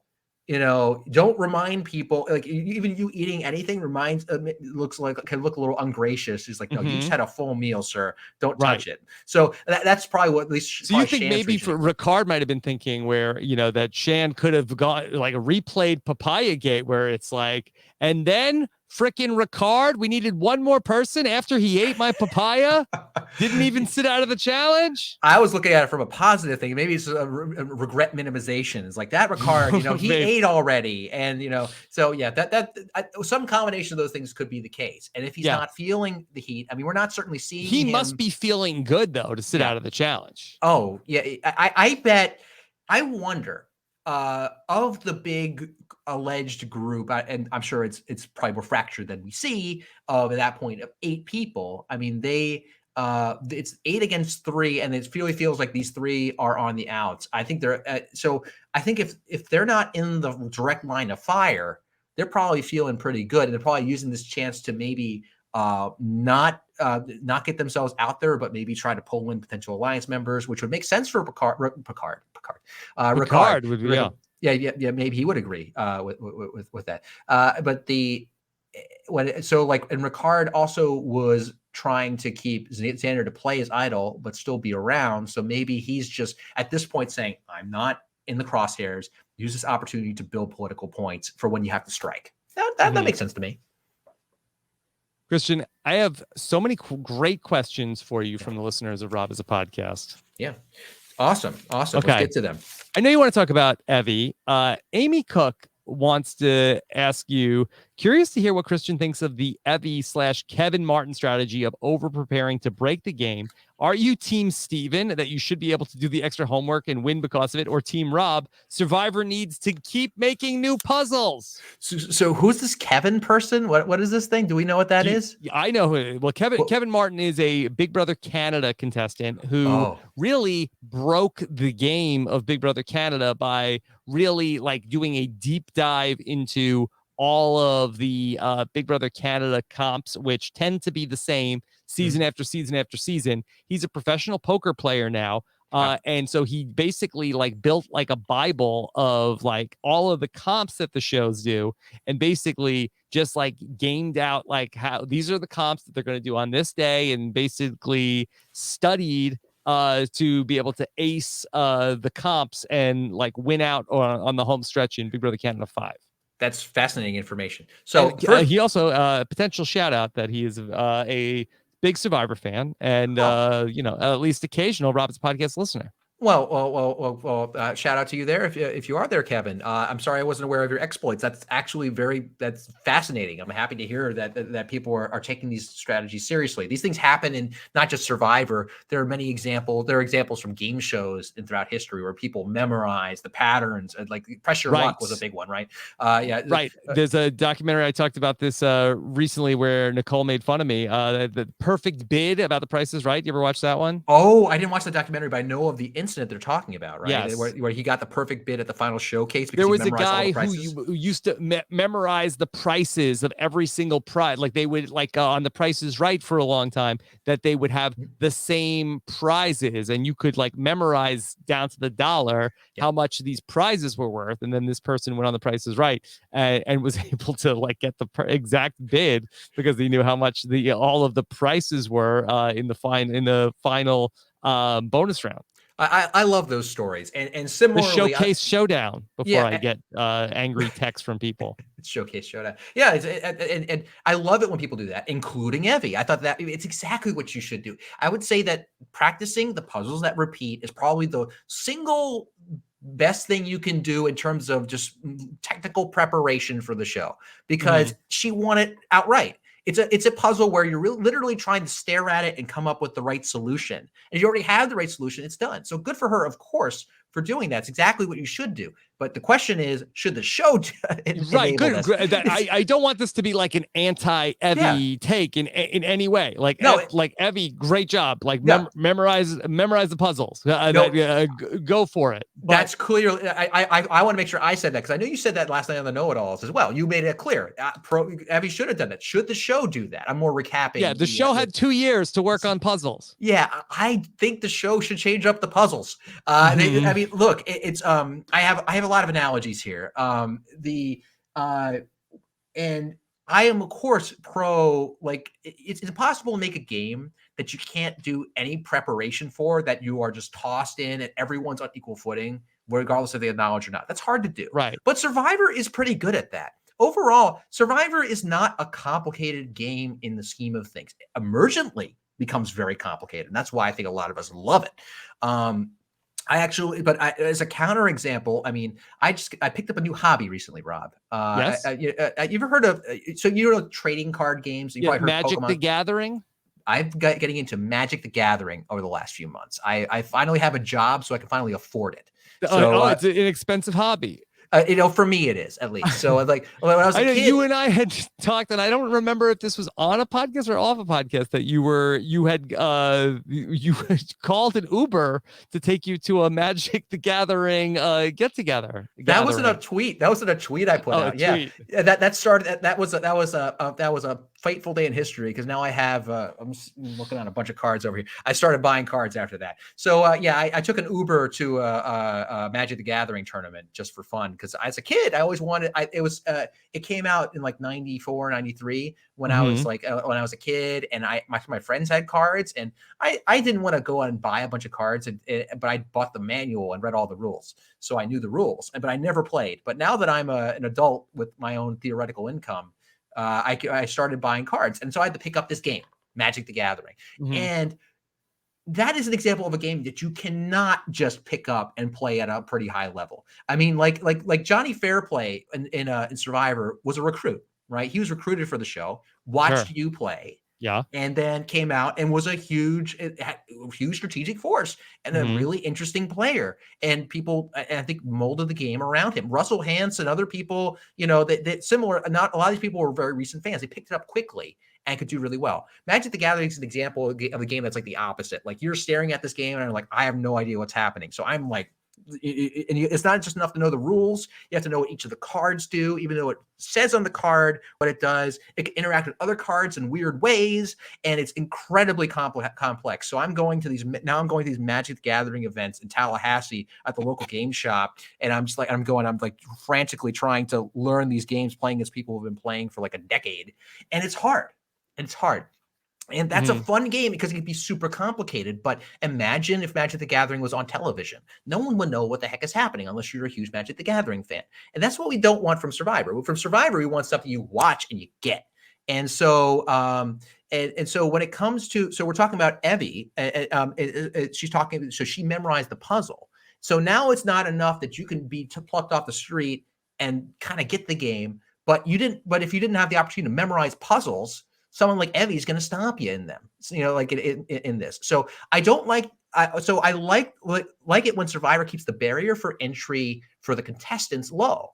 That you could take someone off the street and they can do awesome. Yeah. And when these things happen, where like, oh, you didn't memorize how to do slide puzzles. Well, what are you doing when you're going on a Survivor, not memorizing these slide puzzles? So yeah. I think that's. But a slide puzzle, I feel like, is different. Like, I feel like that the slide puzzle, like, you can be good at like this was like this specific thing, just like the Spencer 5-piece puzzle. It's like a thing where if you know the hack, then basically like it's just like game over. And I feel like that because that, especially with the show shining a light on what Evie did, like I think that like every season there's going to be maybe, you know, 4 or 5 contestants that memorized all the puzzles. Like what are we testing for? It's like, how much did you go back and screenshot the puzzles?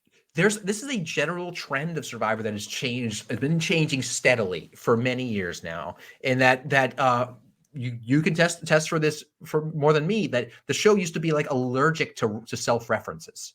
Like you like there was almost no references in early seasons, and they probably discouraged you, I imagine. You were not allowed to talk about, like, we would want to talk about the other like old seasons of the Survivor, and the camera people would yell at us like, okay, well, we can't use any of this. Yeah. Stop talking about Survivor Africa.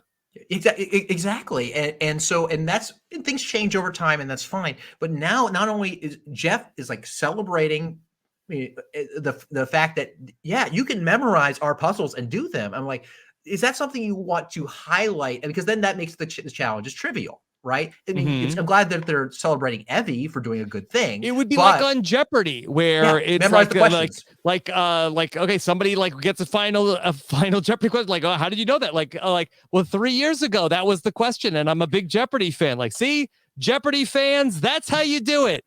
I think I generally, one thing is I've loved about the show is when the show will take people from these different walks of life who have these different skill sets that are applied to real life things. Like take Shan, for instance. She's a pastor in real life, and she talks about how her skills as a pastor apply to her as a survivor. That's different than if Shan said, I practice with all of my youth pastor students how to bring them aside to make alliances and vote out their other fellow student acolytes. Like there's a change there. And I think that between those two things, and I love it when Survivors like brings out the parts of you on the island that you would have never thought were there. Yeah. And that's that take, you want to say something, Rob? Go ahead. No, I want to say that, I mean, look at yourself as an example. Survivor David versus Goliath in the premiere. Okay. You get thrown into having to do a slide puzzle. And then Jeff's like, wow, oh my God, never before have we seen it. And is it Christian? How do you do it? It's like, well, this same slide puzzle was used in Survivor 32. Like, no, I wrote an algorithm on how to do slide puzzles. And it's like, wow, this person had a real life skill. Like, I think that's what we're testing for here. Yeah, exactly. And I think that this is a shift for the show and how they highlight people. Like take Nasir. Like Nasir, lovable character, love him on the show.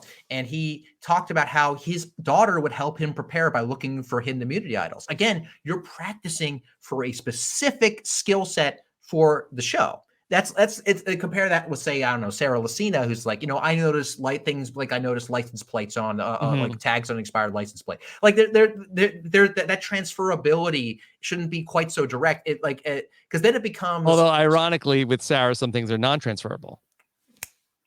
Ding. That's good. All right. So, oh man, did I tell you that I actually the transferability? I confronted Jeff Probst about that during the 5.5 hour challenge. No, what'd you say? You were just mad about that particular vote. I was just it was the hear all Christian Hubicki's opinions hour at some point in that thing, and at one point it's like, Jeff, I thought Game Changers was good. I honestly.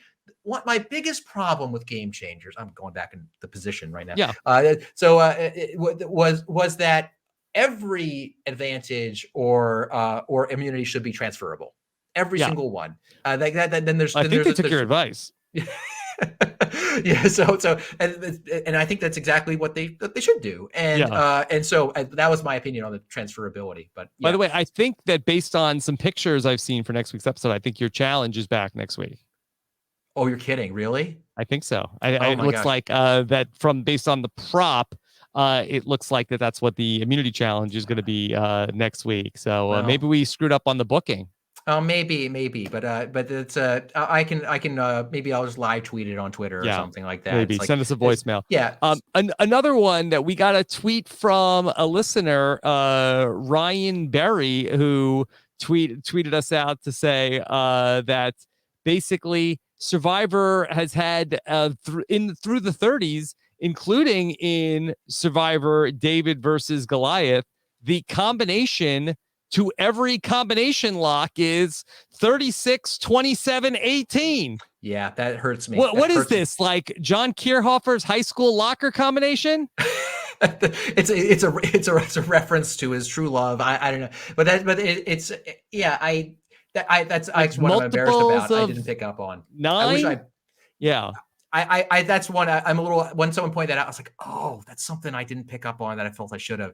And I was actually on the combination for that particular puzzle, and I was very frustrated. But anyway, write it down, Survivor fans. 36 to get a tattoo. Get a tattoo. They can't take it off you. 36, 27, 18. Could you imagine that moment? Now I actually want to see that moment where a person goes on with a tattoo and it has the combination of the thing. Christian, would they show that moment in the show where it's like, wow, Jimmy, how did you do that? Like, well, you used the same combination for the lock in every season. Wow. See, that's how you do it.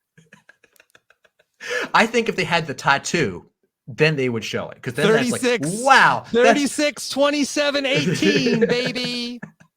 Oh man, but that's an example. I mean, like really, like at that point, it's like, why, other than they didn't want to change up the prop, or maybe it's difficult to change the prop combination. I don't know. But Why they would paint do that? it different colors. Look at the pictures. Is it really? I guess Oh, it's wow. is it hard to paint the numbers again? I don't know. But whatever reason it is, I think that's a great edge case example. Like, you want to memorize, like, there's not a skill in memorizing the combination. It really just illustrates the point. Is this just, is it a budget thing? Is it like is there a prop locker? Is it like, hey, these like, Rob, these puzzles are expensive to build. We're not made out of money over here. I really don't know. I wondered if it was a budget thing. I mean, it's because some of these there's development. I mean, I don't know anything about being a dream teamer, but like, it's not just like, oh, these pieces of wood are expensive. They're probably not. And the dream team labor is not. The dream teamers are not. They're not millionaires, right? The dream teamers. Yeah, I'm not sure. I don't have I would assume not, but I don't want to say. I thought they were like interns, but like, it's sort of like, oh, it's so cool they get to be on this. I have to ask. Could be people that are independently wealthy that have retired from their, whatever, was their main business. Yeah. So I mean, I know Zeke applied to be a dream teamer and didn't get on. I'll have to ask him or something like that if I ever get his information. But yeah, I don't know. I think it might just be like time of development of like, whenever you do a puzzle, you got to test it out to make sure it's fair. So maybe they only rotate in a few new ones each season. I don't know. I can't really explain it other than I don't think it's a good thing when you can just memorize a trivial solution to a puzzle when it's supposed to be testing, like bringing out these latent skills in you that you might not have ever exercised or thought or never thought about. Yeah. I mean, could you take those same puzzle pieces and then like rearrange them in a different order that's not necessarily the pyramid? Is there like a different, like, make this shape, make a swan? Yeah, I got one of those right on my desk over there. It's a completely different. It's different. It's a different solution than the one that's on Survivor. It's a different size. I think that, but it's like super hard, and like the one I got over there, and they'd have to really test it out and make sure what is the average solve time on this puzzle, etc. I think that people should be able to practice. These are the types of puzzles that are on Survivor. Yeah. People shouldn't be able to just go over and say, "Oh, this is the answer," because I watched the show. Correct. I agree. Yeah. Oh, okay. I don't want to get too much on a soapbox about this. Okay. John, one of the great listeners of Rob's podcast, has a question for you, Christian. He wants to know, what is your theory to the advantage that Zander missed? Jeff did not tell us what it could be, what it was. Do you have any theories about what was the advantage? It wasn't an idol. No. It was an advantage.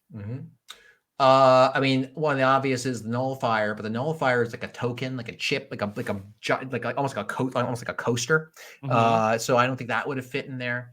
Do you think it was something new or something we've seen before? They really wanted him to find it. I thought that there was. I think that they underestimated how hard it would be to find that little thing. Like if you thought to look. I don't know. I mean, they already did the steal a vote. They introduced that before. Right. I don't think it's anything completely game bending like the Smash and Hourglass. Yeah. I think they've by the way, this is something interesting that I saw on my rewatch, by the way, when talking to the advantages and the twists. In the opening episode, I don't know if people talk about this at all, but like in the opening episode, there's a montage where they reveal all of the twists in the game. Included, and this was in the first episode. It had the shot in the dark die. It had the beware advantage being sold. It showed the ship wheel island.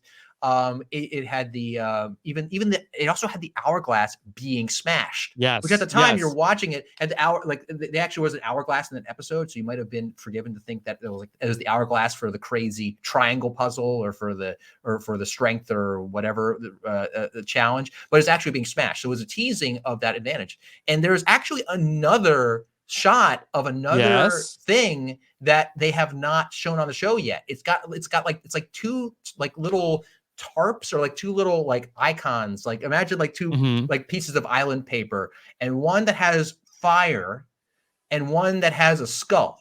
Yes. And this has not been in the show. And at first I thought that was like the design of the shot in the dark dice or something like that, but it's not the same thing. There's something different that they have not revealed yet that that's clearly being teased in terms of idols. So unless they have like a little, go on. Yeah, please. Yeah. So that this came up on our Survivor 41 patron Q&A. One of the Rob's podcast patrons, Elisa, had done a screen grab of this item that was in the first couple of minutes of the show. And so interesting that you flag this as well. And what a choice from Survivor to, in the opening minutes of the show, like flash forward to things that they have done in the future, and which we presume this will be one of them. This, by the way, when you asked me before, like one of the things I love about the show, the new direction, I think there's a lot of potential in this to do these teasing of things earlier in the show. One thing to the audience, like there are shows on TV that do this a lot. Like the first season of Westworld comes to mind. They tease, they putting lots of clues as to what things are going to go on for the rest of the season. And when you see them, you're like, oh my gosh, it was right in front of me the whole time. And it feels like a revelation. The Reddit for that show goes crazy looking for theories and clues. I rather like that. And I know I'm getting a little off the topic of your question here, but it's on advantages. I wonder if they could do something similar like that for the contestants.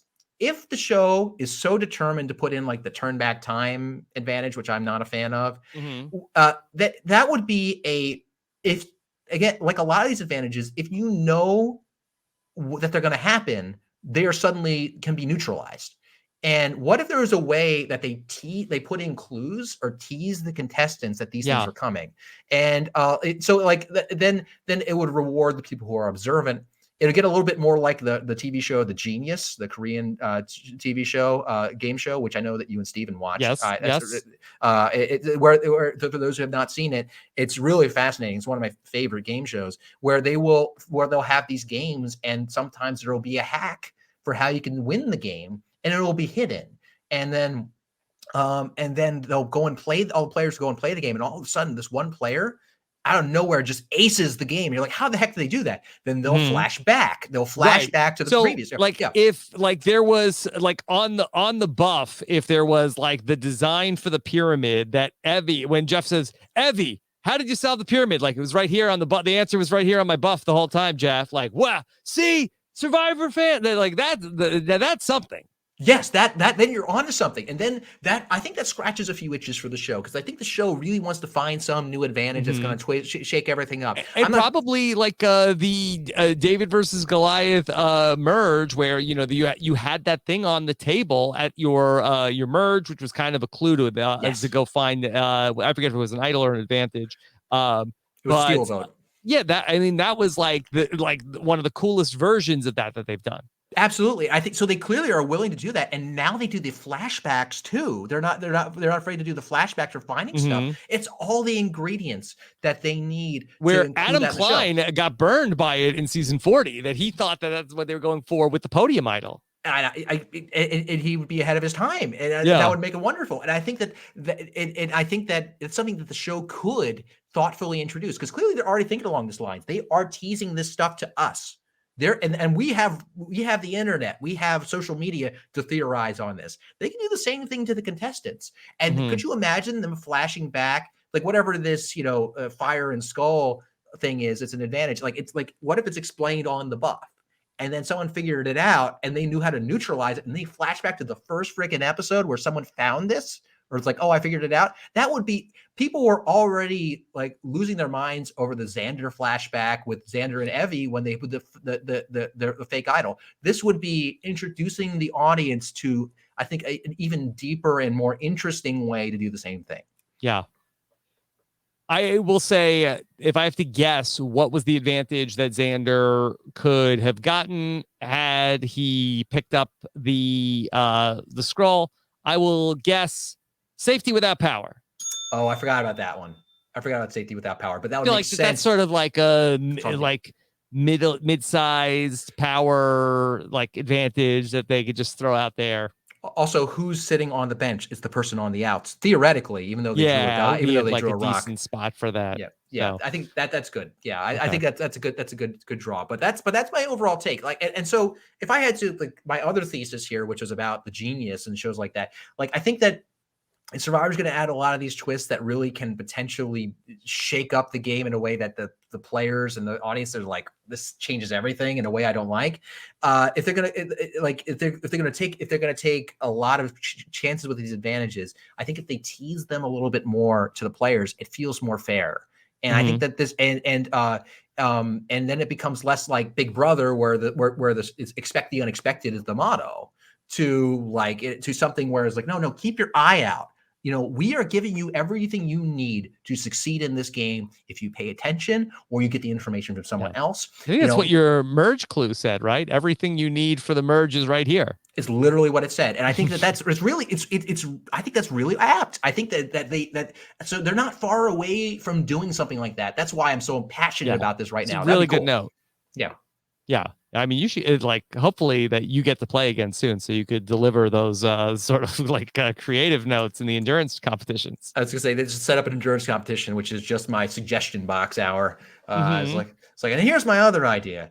I actually, by the way, I was when I saw the hourglass, I've always thought an hourglass would be a good motif on Survivor. Like that if I had some wacky ideas for twists where you could talk to a juror for a brief period of time, and like where you would have an hourglass time it. Basically, like it would be some advantage, but you'd need like a very short period of time. I was like, oh, they're doing something like that on the show. I feel prescient. It's like, no, they smashed the camera. They turned back time. I want to say that I feel like that I've absorbed that International Survivor has done that in the last couple of years. Oh, really? Okay, I didn't know that. I know they did it on Big Brother 10. Dan had done that, but I think also an International Survivor had done that recently. Oh, interesting. Yeah, I have not been keeping up on the International Survivors, but I hear all these wonderful things about it. Like that the people are really into it. I think the problem, I started watching the Australian Survivor reboot right when it came out. Yeah. And the episodes were really long. It felt they still are. They still are. They still are. Yeah, I think it was a little bit jarring for me for the pacing, but it sounds like like people love it now. So that I have to really check those out. Okay. Christian, speaking of you and the endurance challenges, Kenny Cummings wants to know if Christian's endurance challenge was only 4 minutes, would he still want to know if Jeff ever had a Reuben sandwich?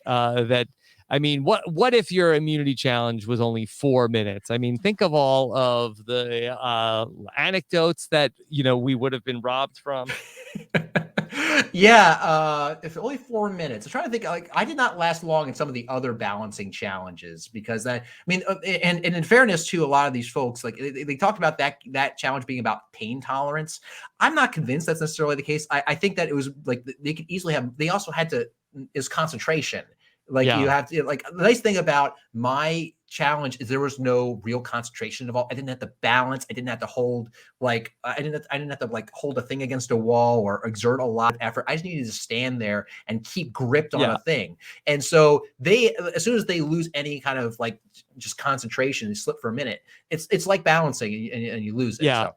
I haven't done like the side-by-side comparison with the previous versions of that challenge. I think they made it harder. I mean, it looked like that the contestants last night were up on like the balls of their feet in a way that I don't necessarily remember the past players being so much on their tippy toes for that length of time. I can't imagine that people would be able to be in that position for an hour and 22 minutes. No, I mean, that's a challenge that's really easy to scale up the difficulty. You make the boxes a little smaller. I mean,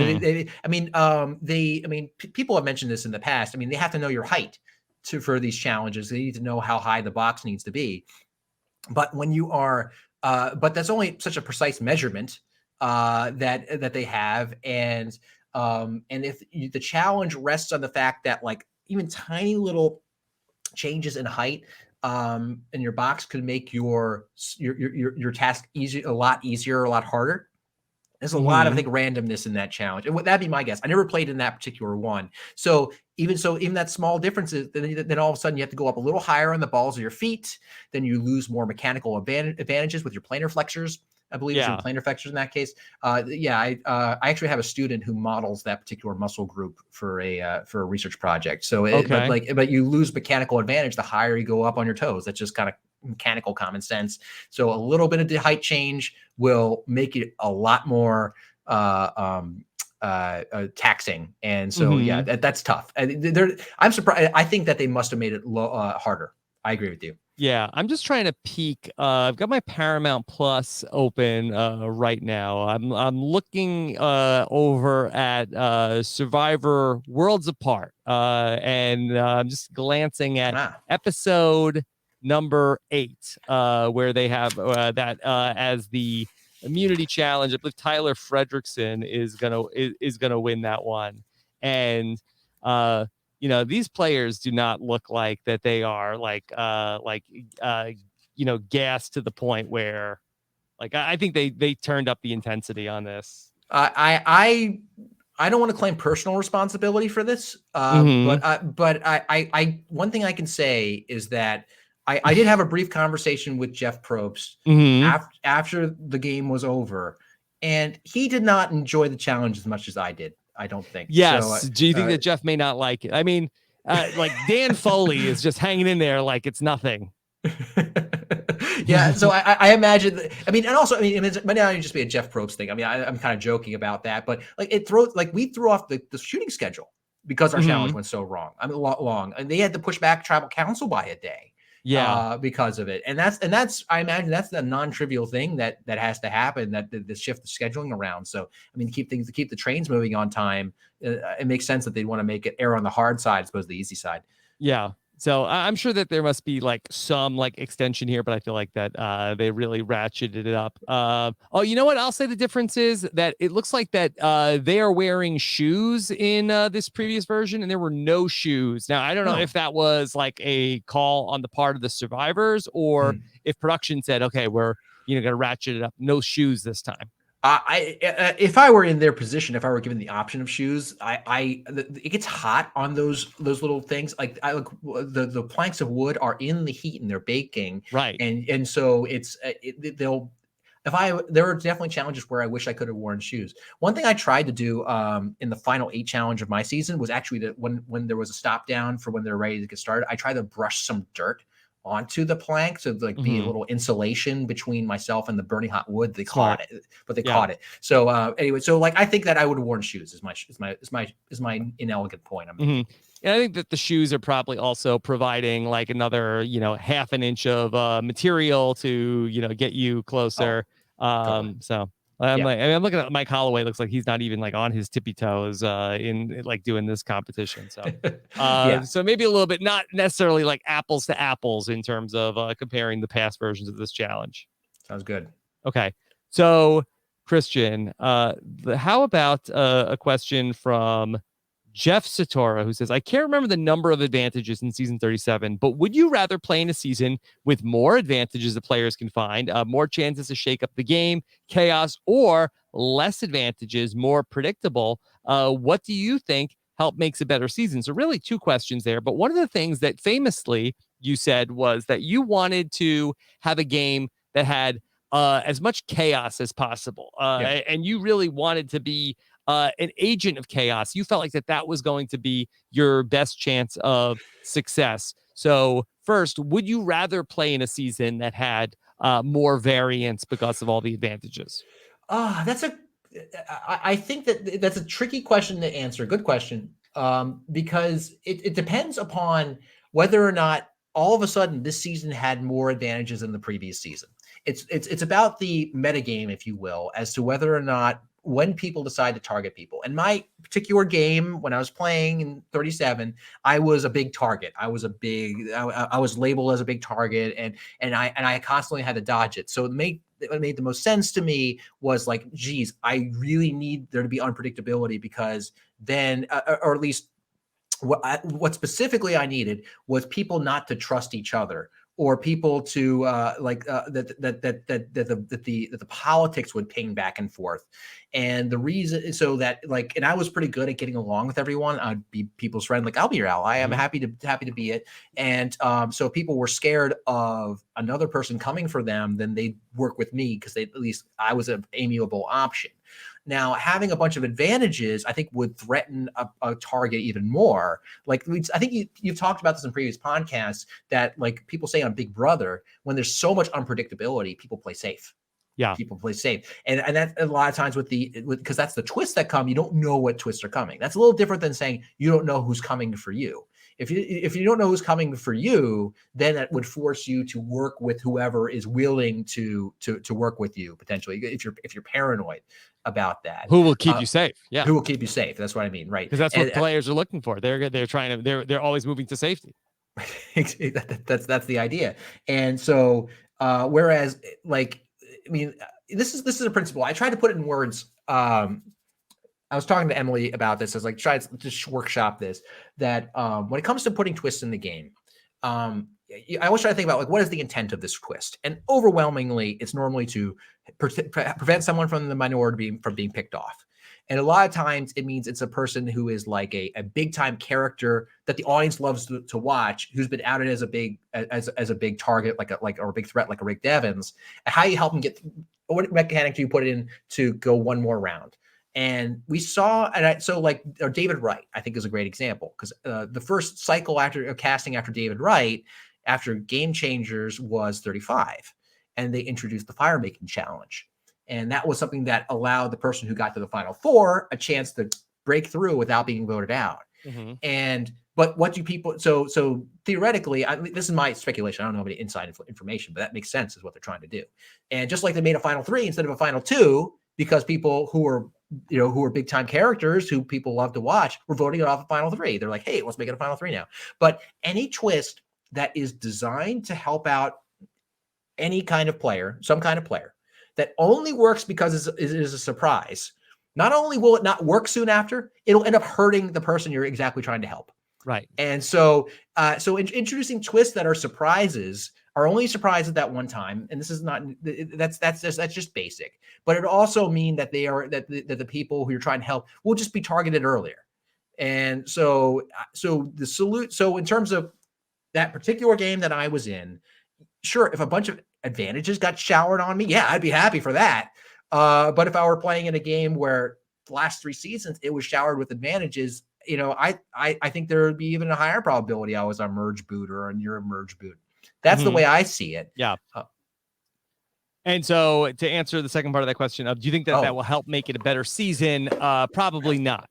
In my opinion, probably not. I mean, I think that I think that the audience has a sense of fairness, that kind, at least a lot of the audience, at least the audience that I talk to, I think that there's a super casual audience who might just absorb the show, that as it comes at them, like, oh, that was a fun thing that happened. That was cool.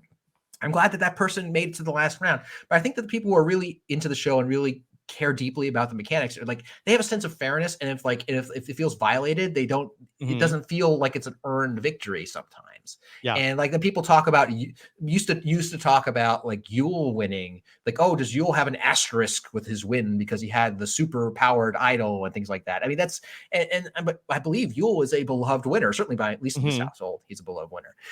So I think that I think that you just gotta embrace the fact that certain kinds of players, they get picked off at certain times. And what you gotta wait for, I believe, is for the metagame to shift.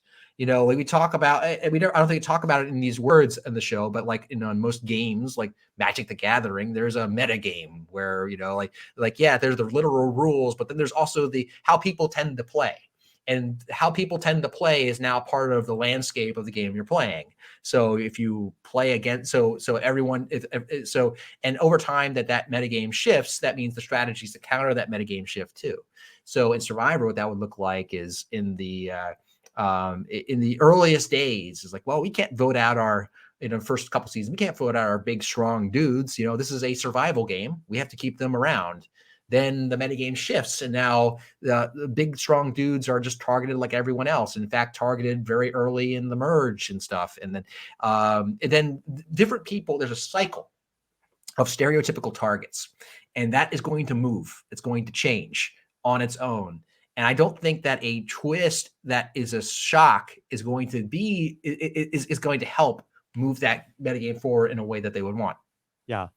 Christian, we talked a lot on the podcast last week of the reason why ultimately last week's Knowledge is Power Tribal Council ultimately did work was because that the players all eventually had knowledge of the new addition of this twist to the game, and where like here was something new, but everybody had a chance to adapt, and we saw like some real gamesmanship in terms of like, okay, if you were going to attempt this move on me, here's the counter move that I'm going to do because I know this exists. Yeah, I think that, and that's a great way. Another way to satisfy the need for what they want, new twists and new advantages, is by putting the information out there. Then it suddenly becomes a fairer game, and in this case, it neutralizes it completely, right? And so I believe this was a suggestion by Malcolm Freeberg in his quarantine questionnaire. He said, just let all the players know at the beginning of the game what twists there are, and then then they can plot around them. I think that's an interesting idea. I mean, certainly it would work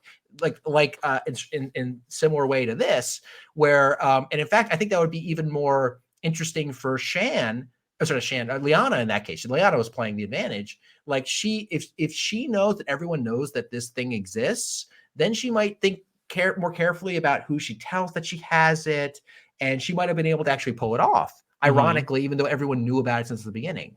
So in terms of this whole knowledge is power advantage, I agree. The irony is fascinating that the knowledge took down the knowledge is power advantage. And overall, I will say that knowledge is already a huge power in Survivor, regardless of the kind of twist. I mean, especially when these new twists, I would say when you have these new twists just flowing into the game, irrespective of what they're called or what they're about, knowing people who are willing to tell you things is now it could not be at a higher premium.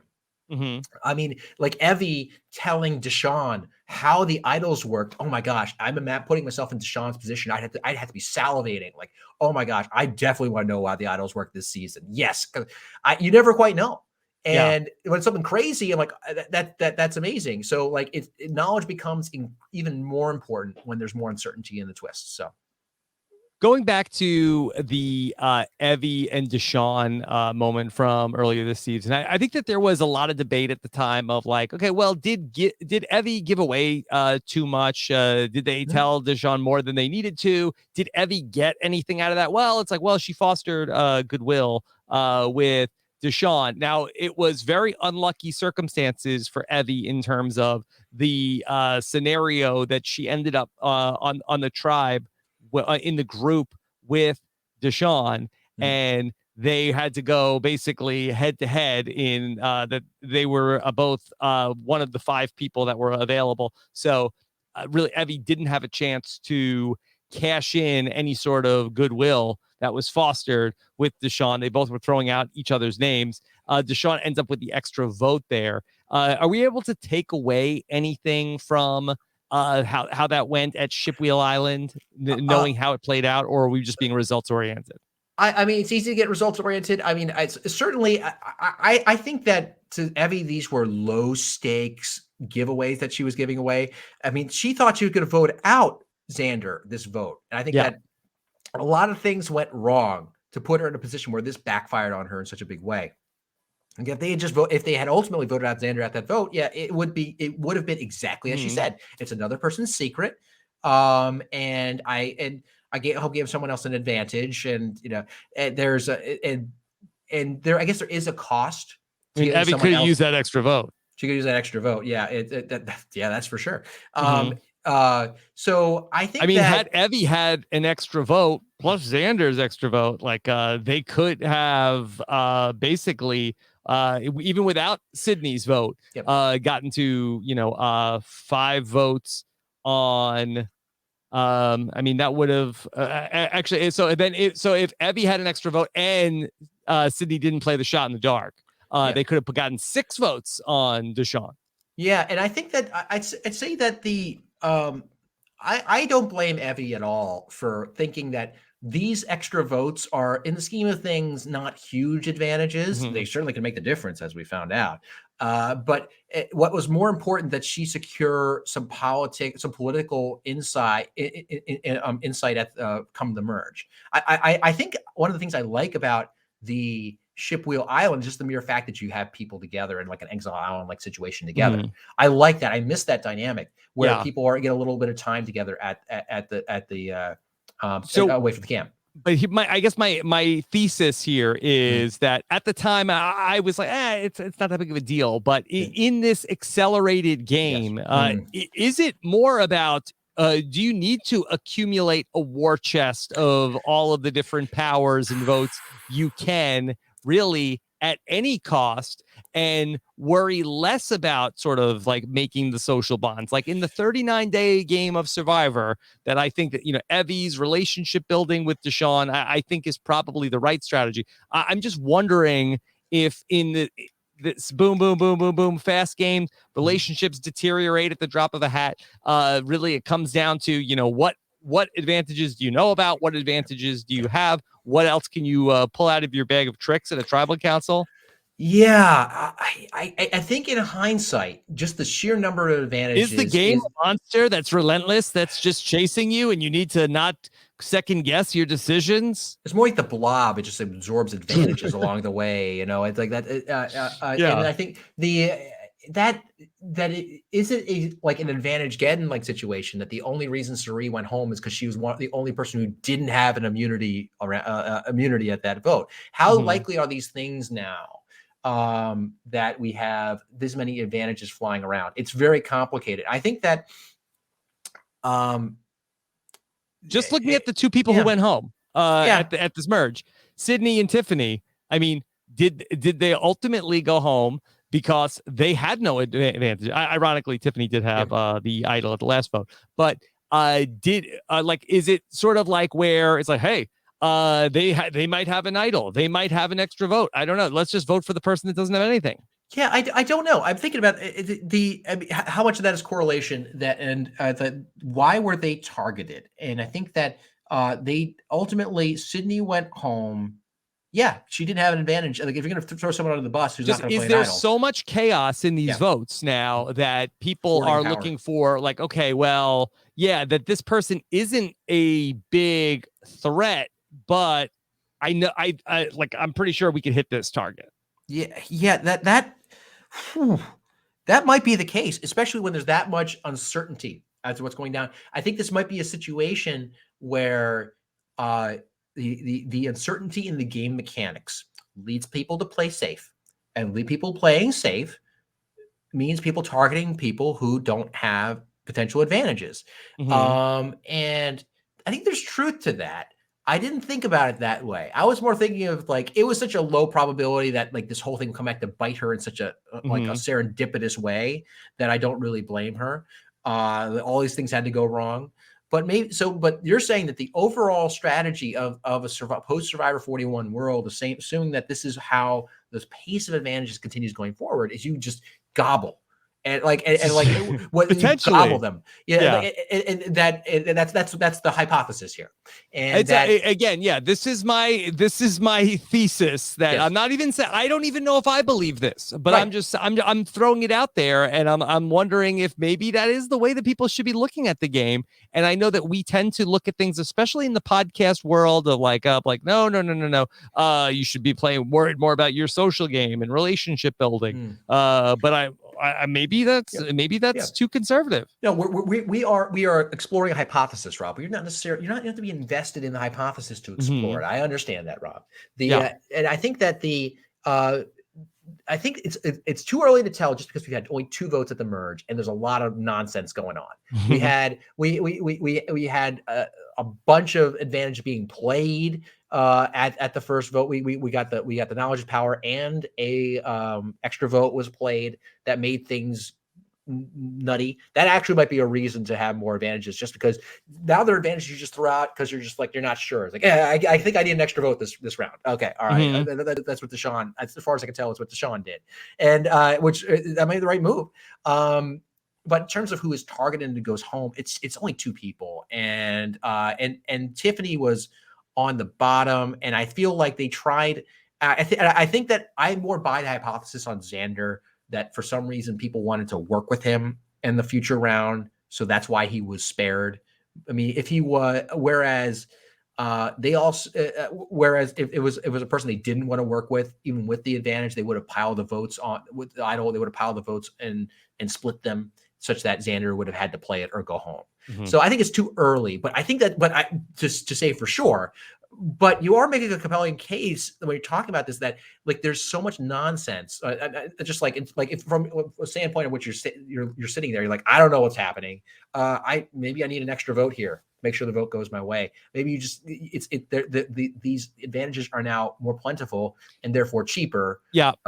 I wonder if hypothetically, the people who, let's say season 42 is like the exact same like game as season 41. Okay. Yeah. So play and say the players that are on season 42 have watched season 41. They go play 2 days after the finale. 2 people go to Shipwheel Island.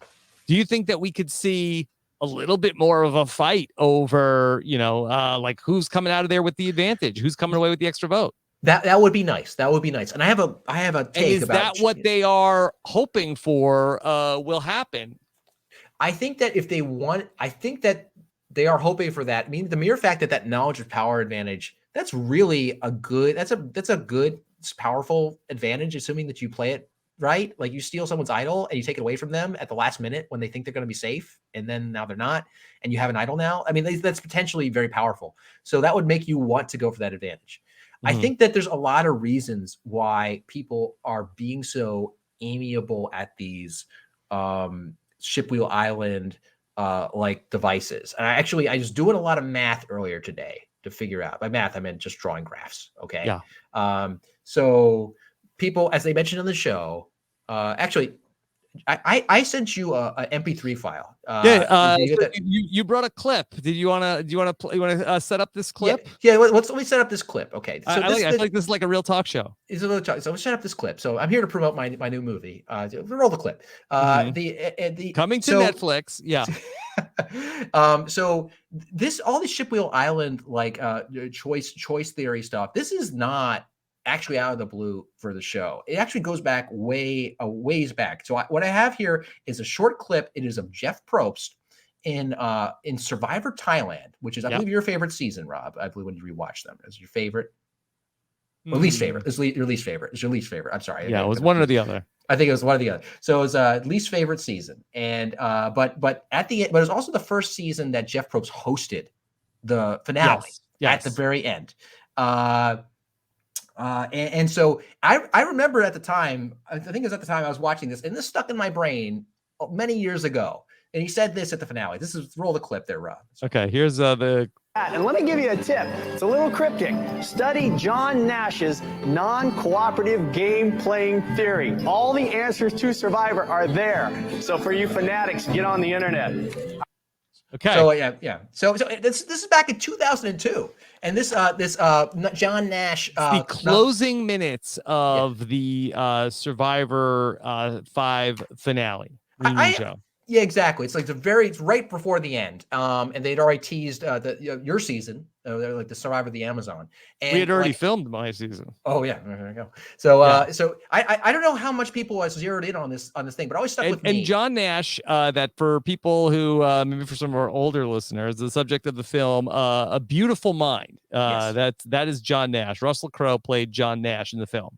Yes, he's this legendary mathematician who famously who won a Nobel Prize in economics for his contributions to game theory and how that applies to economic systems. And one of the more famous and he also famously had bad mental health issues as well. That's one of the subjects of the film. But he is most famous for people attribute the prisoner's dilemma to him. And that's basically more or less what Ship Wheel Island is where you take two people and they have to make a decision that they either have to, trust each other or betray each other. They choose one or the other. Okay. And and the takeaway of this is that if every player behaves selfishly, then they will choose to betray each other the way that the game is set up. It's like the idea is you're two prisoners, you've been captured and you were collaborating on a crime. And do you flip on you betray your adversary and tell on them for a better deal. And the way it's set up is that, but if you both tell on each other, then you both will go and get a bad sentence. Yes, and in fact, the payout system is actually very important to how it works. Okay, that the goal is that the best thing that can happen to you is if you betray your friend and they don't betray you back. That's the best thing that can happen. Right. Mm-hmm. Second best thing is if you both keep quiet, then they don't have as much information on you, but they can still charge you with something. It's not so bad. The third best thing that can happen is that you both betray each other and there's a penalty. You both go to jail for a while. The worst thing that can happen to you is you are betrayed and you don't betray them. That's the worst. That payout system is very important because what that John Nash showed is that if you are selfish and you think about only yourself, both of you will converge on the solution where you betray each other, which is not a good solution. It's not the worst one, but it's a bad solution. When there's a flat out better one, if you had both cooperated, it would have been better for both of you had you cooperated. That state where you all converge on the bad solution is called a Nash equilibrium, named after John Nash, the mathematician. So that's what this is all designed around. Zander talked about the prisoner's dilemma in the episode. He mentioned it. He knows about this stuff. Now, the thing is that the Ship Wheel Island's a little different in an important way from the real prisoner's dilemma. In the prisoner's dilemma, there are 4 payouts. There's the best, second best, third best, fourth best. Or the worst one is when you get betrayed. When one person goes for the temptation and you don't. That's the worst thing. Okay. In the survivor one, there's only 3 payouts. Okay. There's you get an advantage, you get nothing, you lose your vote. Those 3. Okay. Yeah. And in the survivor one, the worst thing that can happen is you both risk your vote. You both go for the temptation. If you both do it, and we're assuming the two player version, the worst thing is you both go for it and you lose a vote. That's different than the real prisoner's dilemma, where the worst thing that can happen to you is if you're the sucker who gets backstabbed. Okay. Mm-hmm. So as a result, the math completely shifts from the prisoner's dilemma from being this phenomenon. Because just to reset, in Survivor, then you protect your vote, you just get nothing. Yes, exactly. Thank you. You walk away with nothing. You walk away with nothing. So if you're the sucker, you protect your vote, you walk away with nothing, regardless of what the other person does. So this leads to situations that you're seeing where Evie says, it's not that bad if I just protect my vote. I'll give the advantage to Deshaun. It'll be good for him. And it's not the worst thing for me. The worst thing would be if I were to risk it. This is why you've not seen anyone do everyone risking their vote or everyone doing the risk. Yeah. What if Evie loses their vote if Deshaun plays it and they don't?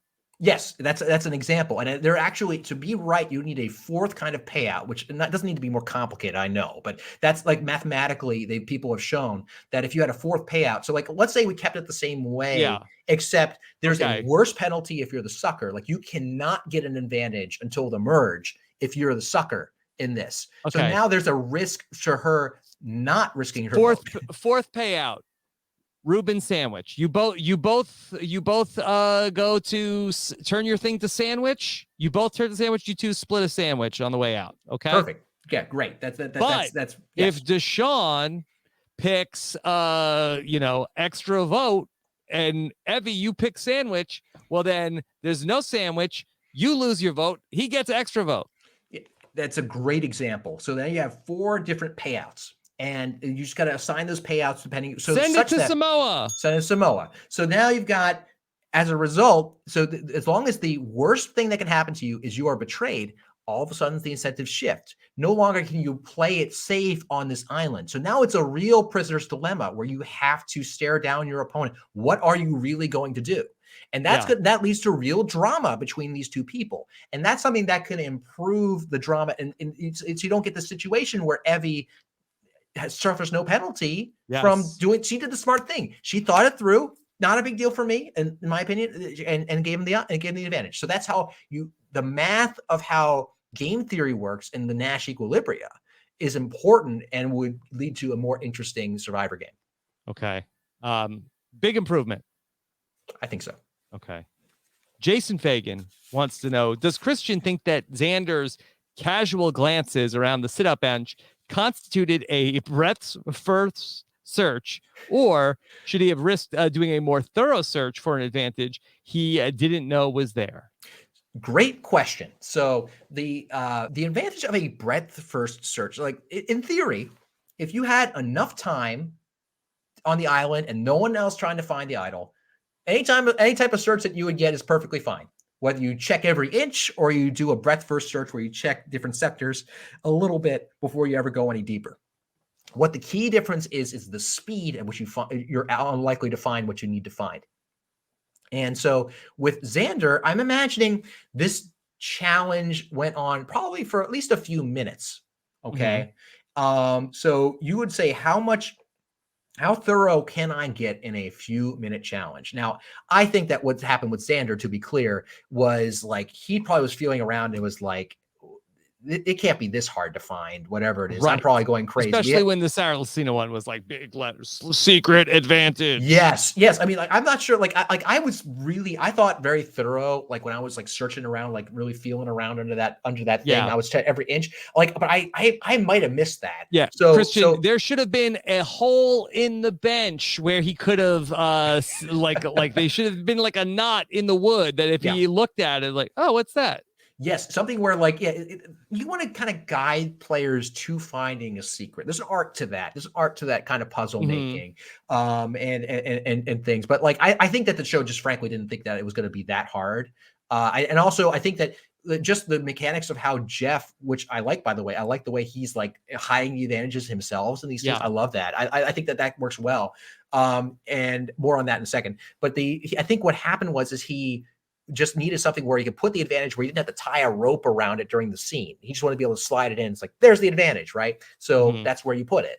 And I think that that is when you're sitting on the bench from that angle, it's just more difficult to get to. So in terms of how you would optimize a search, you would say, how much granularity, how much detail can I do in a few minutes of search? So what I would do is I would stick my hand under the bench and I would kind of like feel, and kind of time in my head how long that took. It's like, okay, that was like 3 seconds. Oh, I can do probably 100 of those. That's 5 minutes. Okay. All right. So that's 300 seconds. That's 5 minutes. So I can do 100 passes. I can go super granular search, checking every little inch. That's the way I would think about it. If you're talking about programming a search optimally to find that advantage in the bench. I also did mention that Jeff, I love the way that Jeff is now hiding these advantages and breaking the fourth wall like that. Yes. Already on the show, when we're talking about the show, you're not supposed to say production hid this advantage. You say Jeff hid this advantage because Jeff is a character on the show. Production is not a character on the show. And this is a great way of reinforcing that idea that no, like we're actually showing Jeff hiding these advantages. So I think that I think as they continue to dial in the ways that Jeff breaks the fourth wall, I think that can be a nice staple of the show, especially in a show where when things get complicated, it's going to need people to explain what's going on. And sometimes the players don't know enough of what's going on to explain it, but Jeff is. Yeah. I mean, we talked about this during the Survivor David versus Goliath when we did the countdown, but I felt like that, I felt like that one of the reasons why your season was so successful, people could tell us on Netflix, was because you were such a great narrator of what was going on, especially when complicated votes were happening, that I feel like that if somebody can explain what's happening to the audience a little bit more, I think that does really help the audience process what's going on. Well, thank you. That's kind. I think that there is something to that when you that when the audience really gets it, they're more engaged. And I sometimes when I'm watching a show, it's easy to get in my own head. It's like, am I enjoying this or am I not enjoying this? And just Survivor or otherwise. Like, am I liking this season or am I not liking this season? And I'll tell you, when that vote was coming down at the merge, I was on the edge of my seat last week, just edge of my seat. And that's my best barometer am I enjoying? Like, yes, I am engaged. I know what's happening in that moment. I know who, even though it's complicated, I know who has what. I know the stakes, and I'm putting myself in the position of those players. I'm like, oh my gosh, if I'm Liana right now, do I know that Zander has a fake? Should I know that Zander has a fake? I know this fact. Like, this is when I'm enjoying it, and I think that explaining it to the audience, whether it's through Jeff or through so people giving confessionals, or just clever visual ways of giving information on the show, that really helps the enjoyment. And so it's especially when the show is going to be increasingly complicated, and not even just because of advantages. I know I talked about advantages a lot, but like just the politics of this episode were intense, and like we don't even know everything that was going on, and that is hard information to convey. So that is an important aspect, and that's why the show looks for good storytellers. So in an era where the casting is so solid, if you're trying to apply for the show, I think that is you have wonderfully stiff competition to go up against, clearly, and a great way to get an edge is if you can tell the story, if you can tell stories well, so that way people understand what's going on. Christian, I have a question for you from John Scholl, who says, after pulling a tricky move off last week, the Yasa members had to deal with everyone being suspicious that they were still secretly together and ready to pull off another move this week. Did you deal with something similar after the Davids banded together for the Dan vote? Did the Davids come close to completely fracturing as the Yasas apparently have? Now, do you feel like is this at all a similar situation to anything after, the Davids pulled off a couple of capers on the Goliaths in a row? Was there any sort of concern about this? I know ultimately your group did fracture, but it wasn't necessarily seemingly in the same way. No, and I want to make sure I understand the premise of the question. So I'm not, but it's a great question. I might go off a little bit on a tangent on it, but I think I get the general gist. The short answer is that there were. I just said the short answer will be. Then I'm going to talk for an hour. What after the Dan vote, and I think even at the Dan vote, after we had pulled off even one caper, we got a little sloppy, and I think this is just because when you're in power, everyone, I think, wants to be heard a bit more. I think it's just natural. Like once you're because at the Dan vote, even though it appeared we were out of power, we knew that we we're going to be able to switch this around. But we did not have a fake plan to tell Dan. And I knew we needed one because I knew Dan was going to come to me to ask his me. brochacho. I was his brochacho, even though I knew he was probably gunning for me, and I had to make sure at this point he would go home. But like we didn't have a fake plan, and that was a mistake. But then we got through it because the only reason we got through it is we didn't need a fake plan because he was going to be idol nullified. We knew he was going to play his idol, so we knew we were going to nullify him. Then the vote after that, similarly, there wasn't a fake plan. I was trying to come up with a fake plan, but it's hard to get all the Davids to get together and agree on one. And so I ultimately had to come up with a fake plan on my own to tell Alec before he went home.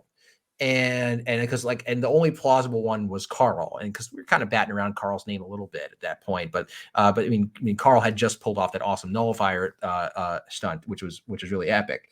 But he was the name that he got that I had to give him. So I had to come up with clever ways to have Carl anticipate that he could be the vote, because he didn't know who Alec was going to go vote for. So I actually went up to Carl and asked him, I was like, Carl, who do you think Alec is going to vote for? And he's like, honestly, Christian, I don't know. So that way it got in his head that he doesn't know who the target is. Then when it turns out to be him, and he was like, oh, wow, Christian, I didn't think about who the target could be. And I was like, who? Because I needed to cover my tracks because I knew that I didn't want Carl thinking I was pitching his name around. But like we got a little sloppy once we had pulled off some capers and we felt we had the power. I could totally understand. And that's just, it's not because any one of us doesn't understand the need for a fake plan. It's just, it's harder to get everyone to agree on someone when they all feel like they have a little more power. I think that's just the nature of any group of people.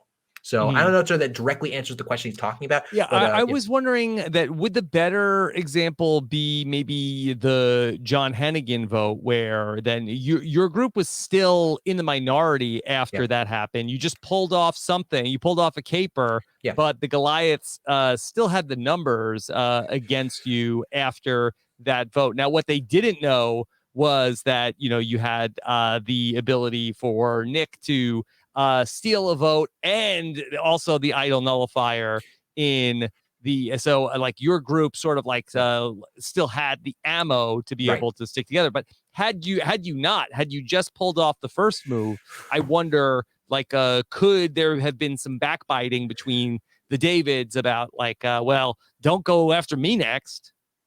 I'm putting myself in back in the headspace of right after that John Hennigan. Because I think it was 6-5 then. It was 7-5 when you got rid of John Hennigan. Bingo. And then, so now it's 6-5 with the Goliaths having the 6. Yep. And so, like, had those advantages not been in play, like, I think that there might have been like a little bit like, well, don't go after me.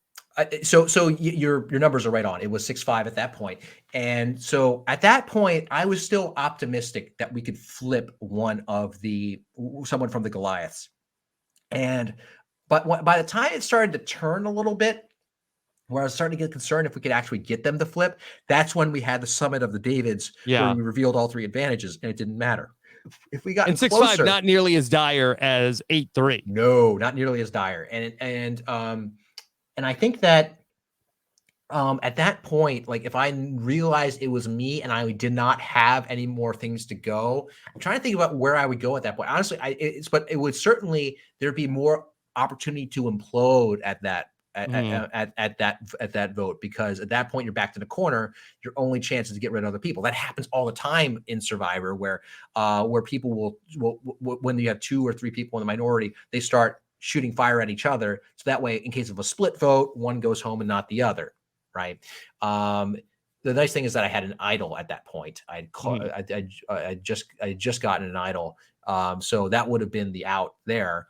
But if I didn't, yes, I could see there being a collapse. There's sort of like a critical mass where if there's no hope, at some point they point their fire at each other. Like, in Cambodia, which we talked for 6 hours about, it was Spencer and Shireen in like the second vote were both targets on the bottom, and they just trained fire on each other when it was obvious that they were toast. So I mean, like, I think that's just natural. I mean, I'm not sure if I'm giving the most succinct answer, but I think that it could have been a problem had we not had those advantages. Like what do you do other than turn on each other to make sure you get one or a couple more votes down the way?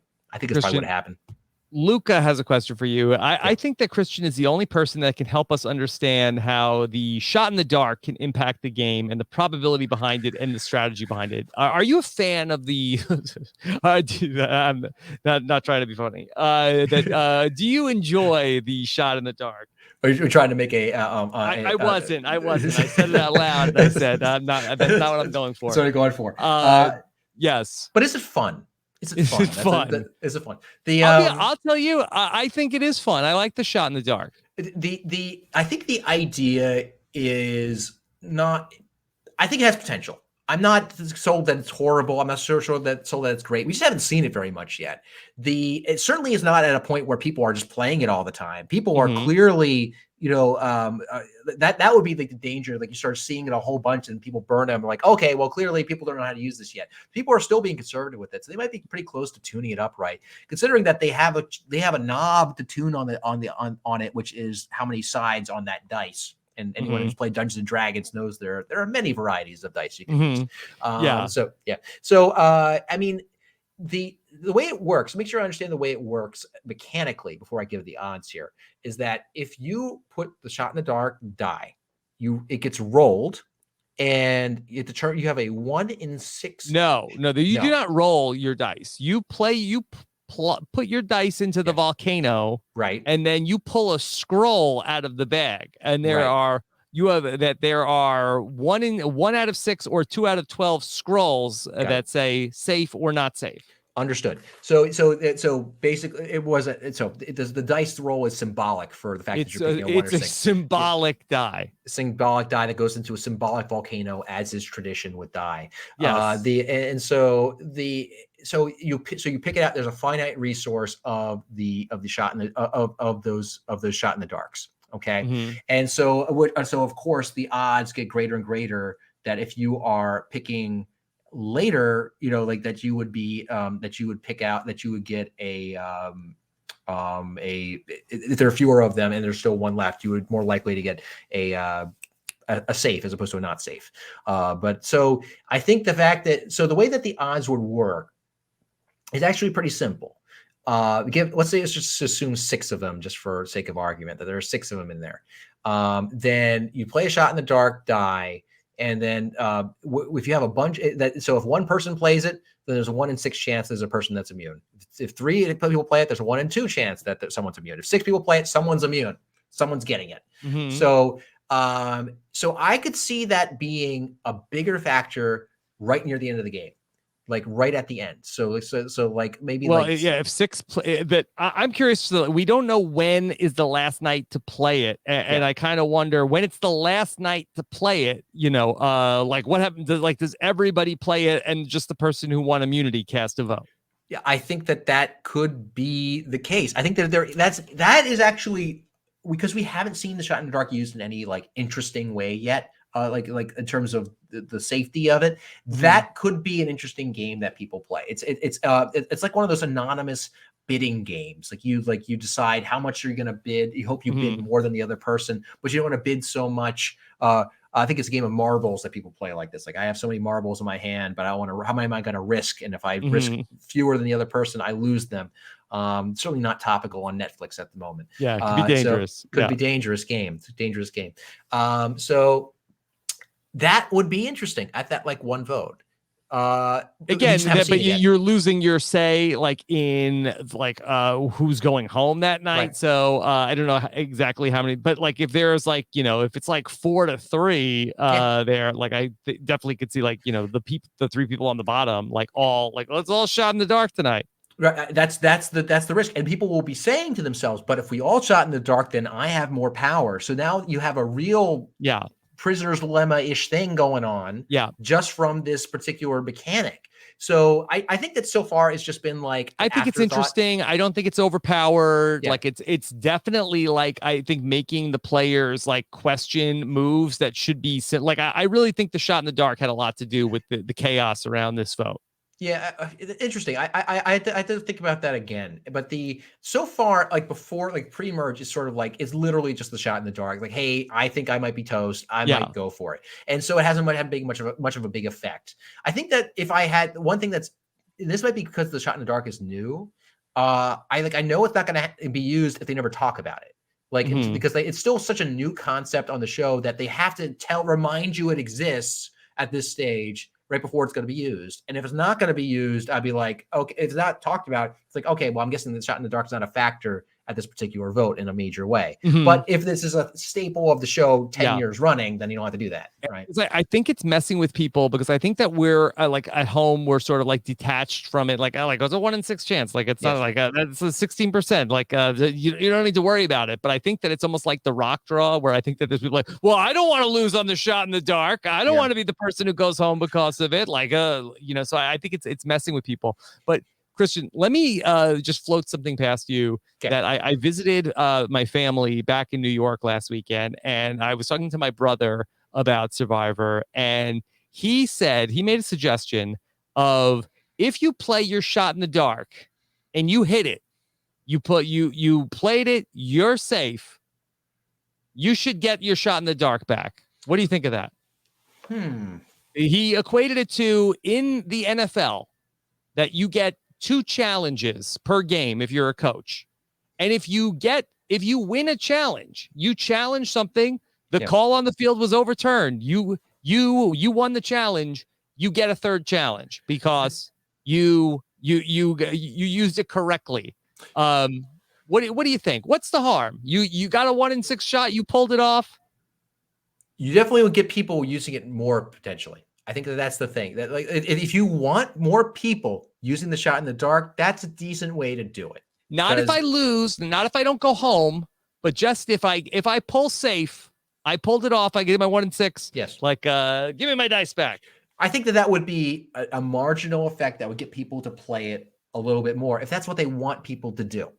And and I think that the idea of the shot in the dark, I think that what thematically they're going for is like, this is your one go. Like, this is your one chance to not blow it. And it might just change this mystique of it. So, but from a game mechanic standpoint, I imagine it'd be a marginal increase the amount of time people would use it. I mean, and also it feels like, I mean, the challenge, the reason on the NFL, I'm going to pretend I know a lot about the NFL now. Do you know that there's a phenomenon known as Mike White in the NFL? It's very confusing when things are trending on Twitter. I was like, Mike White's trending on Twitter. What did he make? This is a football thing. So, but the when it comes to the challenge rule, like the point is you want that you challenging because you're sure about something that you can be sure about. That was a BS call right there. I did the challenge. So that basically.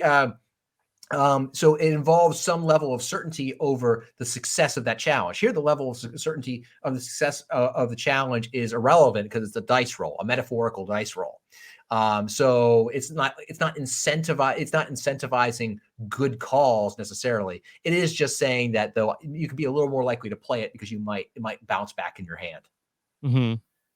Okay.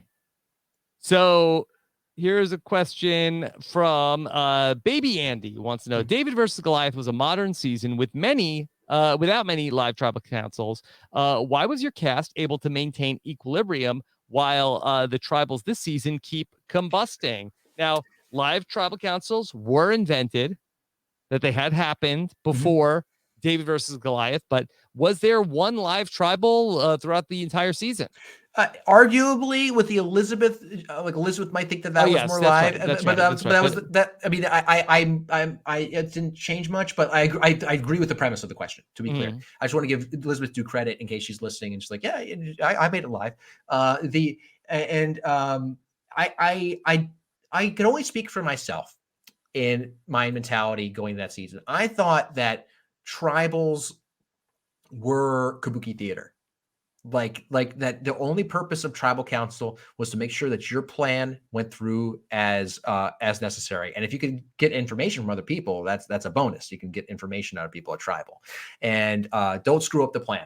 Because normally, in my history going to tribal was there was always a very intricate plan that had come together right beforehand. Don't screw it up. Whether it was the excellent minority vote split, whether it was the even the Jessica Pete vote at our second vote was last minute. Oh my gosh, so last minute. I didn't have a chance to tell Davey about it, and so it was. So like it was, everything was always like on the rails for me. I was like, do not screw up the plan, because I always thought the plan was going to be something that would work out for me. And I think that and even the people who were on the other side of those plans, they were also convinced that there was a subtle secret plan that was going to work out for them.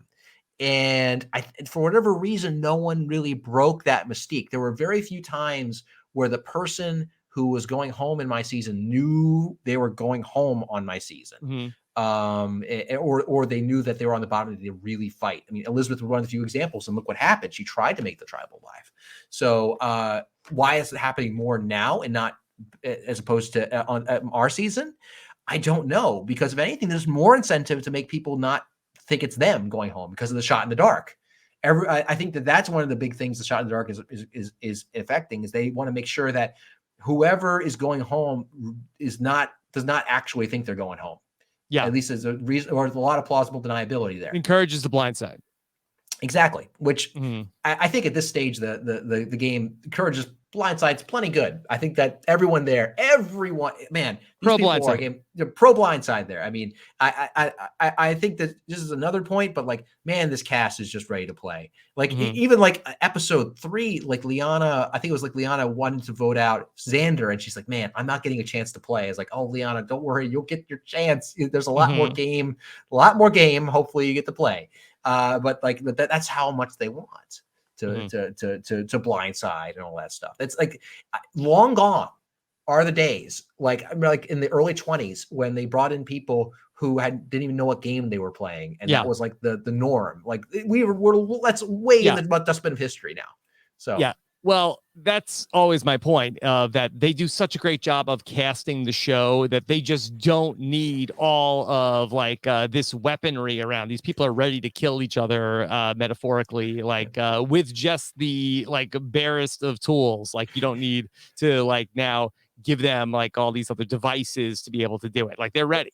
Yeah, and I, if anything, they look a little annoyed sometimes when there's a twist that screws up their epic plans. Like they sort of, even in the canon of the show, I think that was it Deshaun when they smashed the hourglass. He was like, this is not the game that I'm used to, but I guess it's a new era. Yeah, and it's like and Danny was less kind. It sounded like from some of Sydney's accounts. Right, Sydney's account. Oh, by the way, Sydney, she's a delight. I wish I got more Sydney. I wish I gotten more of her on the show. But Christian, anyway, that was a side. Continue.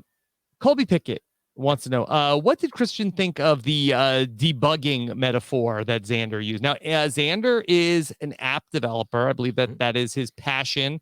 He was looking for the line of code, which was basically, he was using the analogy of like, well, what is the thing that is not making sense in everybody's stories? Did you think that was an apt analogy?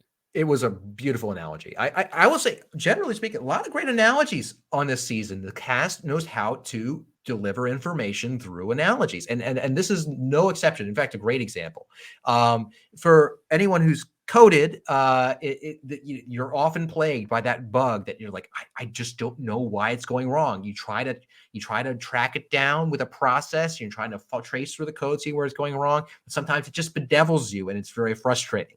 And I mean, I'm not a coder by trade. Like I do robotics where I do a lot of coding, but but particularly what I do a lot of is helping students learn to debug their code and helping students debug their code. They'll come to me it's like, I had just a meeting last week with one of my students who was learning how to program computer simulations of mechanical systems. And he was like, and he came in and he's a little embarrassed because he didn't get the simulation working right. It's supposed to have a little pendulum swinging back and forth. It's like, it's not working. It's not working. And I look at it. It's like, you should change that 2 to a 1 and that 1 to a 2.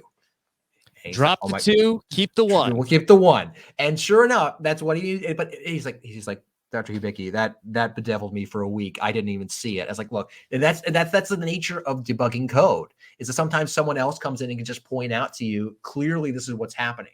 And that's a good metaphor in Survivor. Like, I feel like there are times on the show where if any external person would come in, it's like, isn't it obvious that this person is the person who turned on you? I was like, you're right.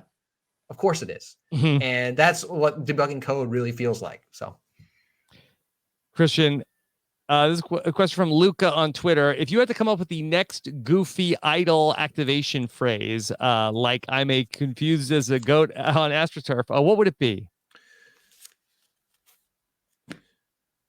I am as delicious as a Reuben filled with macarons. So that'll be it. So how would that work? It would be like it would be the macaron bread.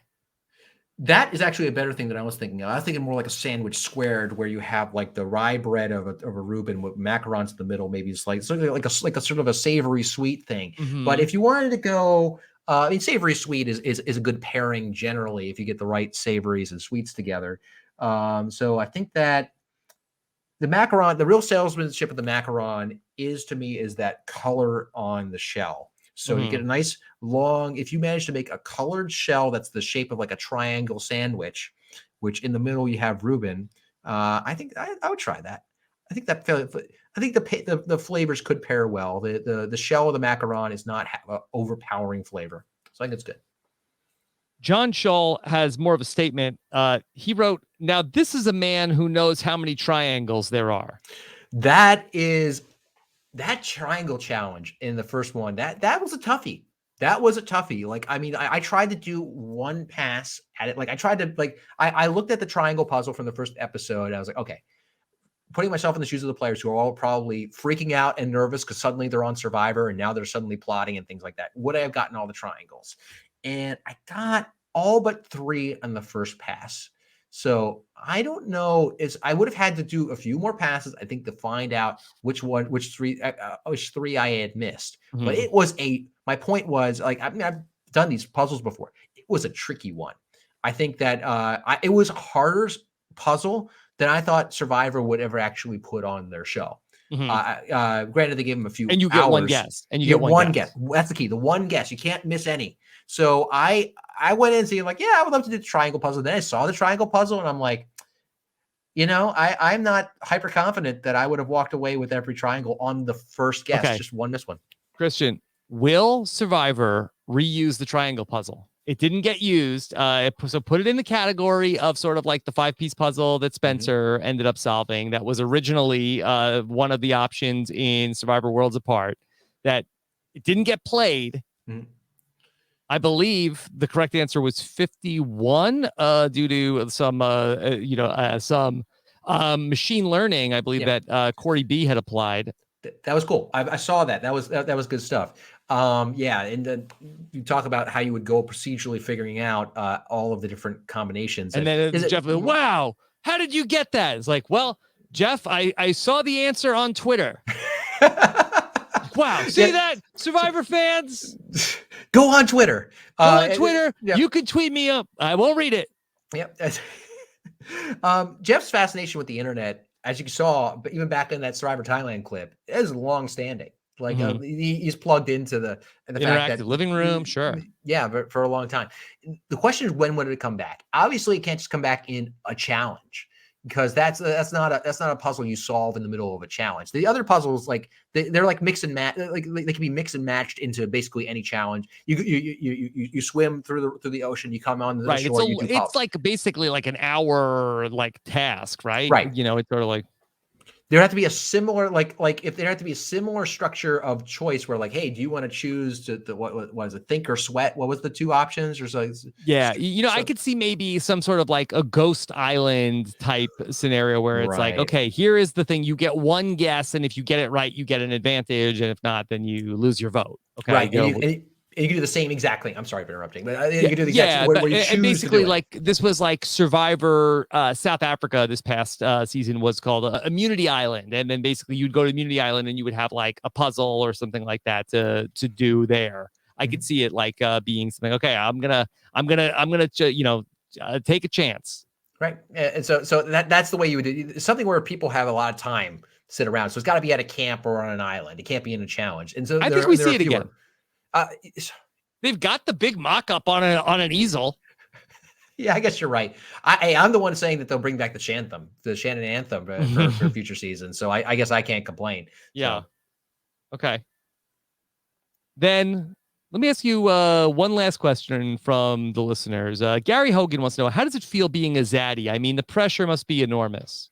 The pressure was very high.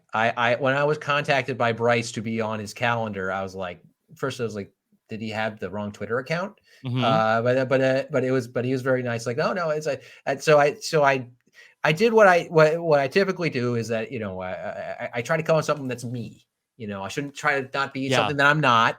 Even on the island, I spent very little time not fully clothed, just because that's what I was like being. In fact, to the point where I was pasty white even by the end of the season, because I was just, so I was like, oh, well, so I decided to do some nice whiteboard work for that's my beauty is putting things on the Was board. there any meaning to the formula on the board? So there is meaning to it. I wish I had been some subtle Survivor references. Instead, it was from some of my recent papers that I had published in robotics conferences. Okay. So that's what. So on a minimization of risk for decision making. How did Emily react to you being in the Zaddy calendar?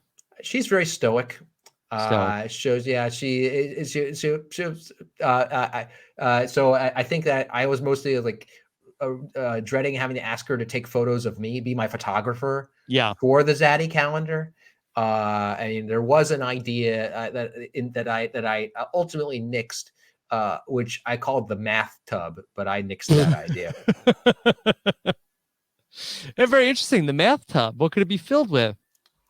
Well, I'll say I have a waterproof whiteboard. Let me just say. Okay. Yeah. So All right, Christian, do you have an idea of where you think this is all going? And could you give us a projected winner at this hour of Survivor 41?